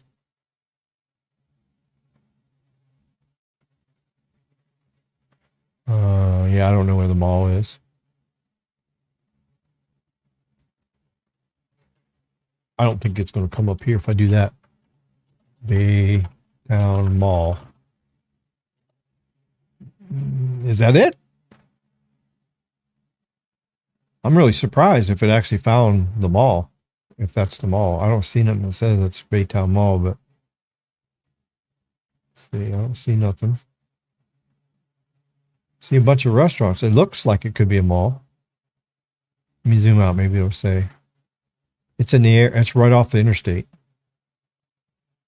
Yeah, I actually drove through that area. Oh, wait a minute. Yeah, I was right here. Yes, I was. That's right, I was. Yeah, Wendy's, Popeyes, all that stuff right here. Yeah. There's a Walmart here too, I think. In this area. Yeah, that's right. When I came from Florida Keys to Vegas, I drove through here. I stopped here. That's where the guy met me. He actually lived in Baytown, and he bought my amateur radio amplifier that I had for sale. So he drove up here and met me there. So yeah, okay. All right, so that's your best signals there. Very many speed tests there. So there's quite a few T-Mobile tests there. And if you do 3D, yeah, there you go.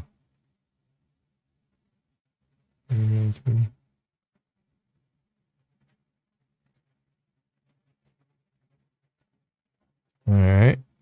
Now, if you do individual ones, of course, there ain't hardly any speed tests at all here. So if you do coverage, signal, see who has the best signal.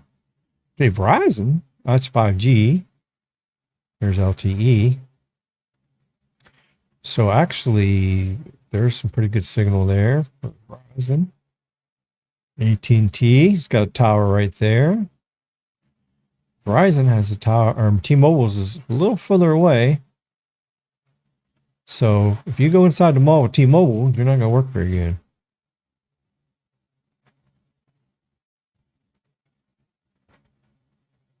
Uh-huh.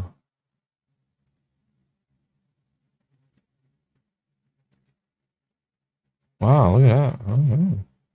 So did I get it right? Do speeds and check near Baby. Well, okay, yeah, I just did. There, I got you. What about where I want my future home to be if I ever leave California? Oh, okay, we can go back here again. Yeah, I showed that the other day on the live stream to you. Okay. Baybrick Mall is on I-45. Oh, it's in Friendswood, Texas. Okay, here. Sorry. I told you I didn't know where it was. All right, so Friendswood, Texas, I-45. Is this 45 over here?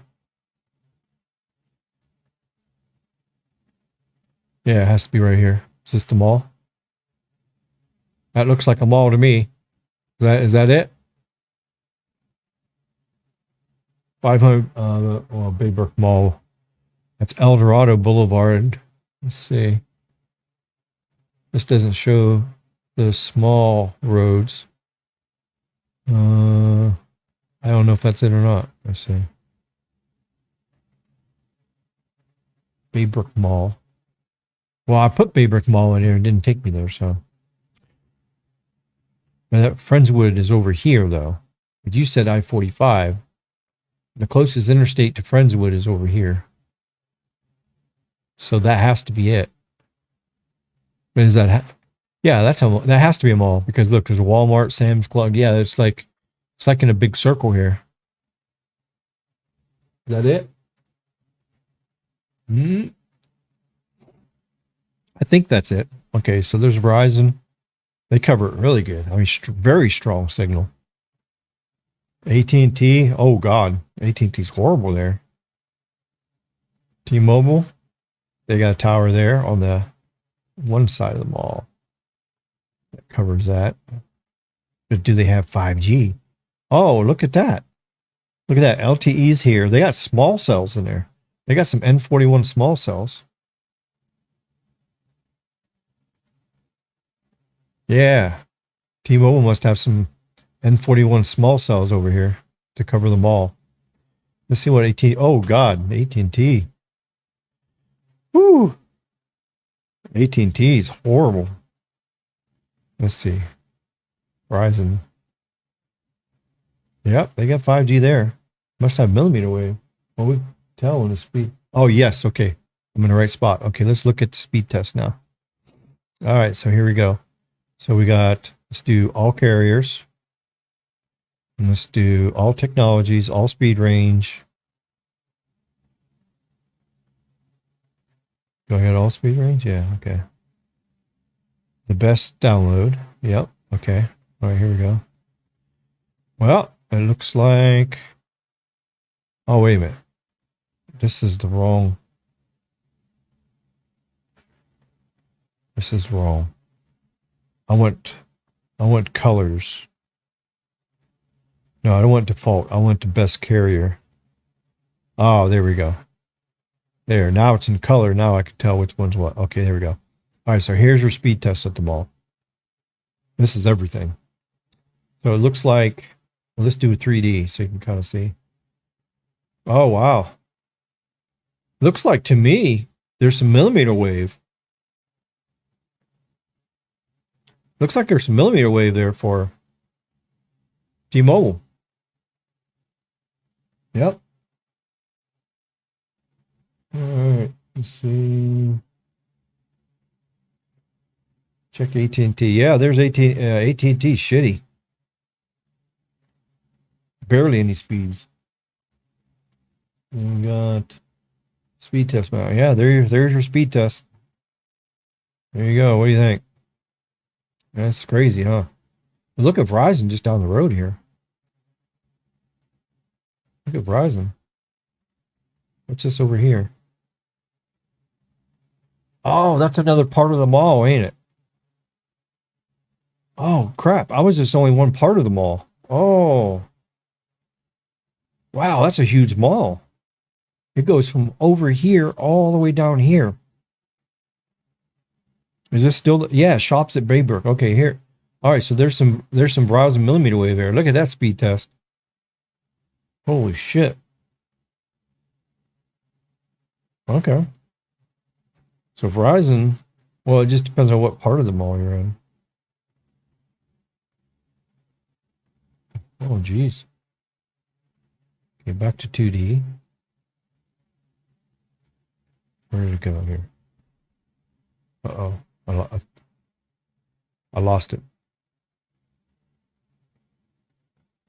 What's up, Ricky? Oh, you're still here? Oh, I thought you left. No, I'm working, but I'm here. Oh, okay. Yeah, I didn't hear nothing for you a while, so I thought you just dropped out. I know Sneed went to bed and Latrell's dog's going crazy, so he had to go take them out. Who? And it's past Caleb's bedtime. Everybody's got work tomorrow, so. Well, they're on East Coast too, so it's like 8, 9, 10, 11. It's like 11 o'clock on the East Coast, so a lot of East Coast is going to bounce, so. It's only like 8 o'clock over here in the West Coast, so that's why me and you's left. We still got 12 people watching. Just showing them the maps here. Let's see. Fake maps.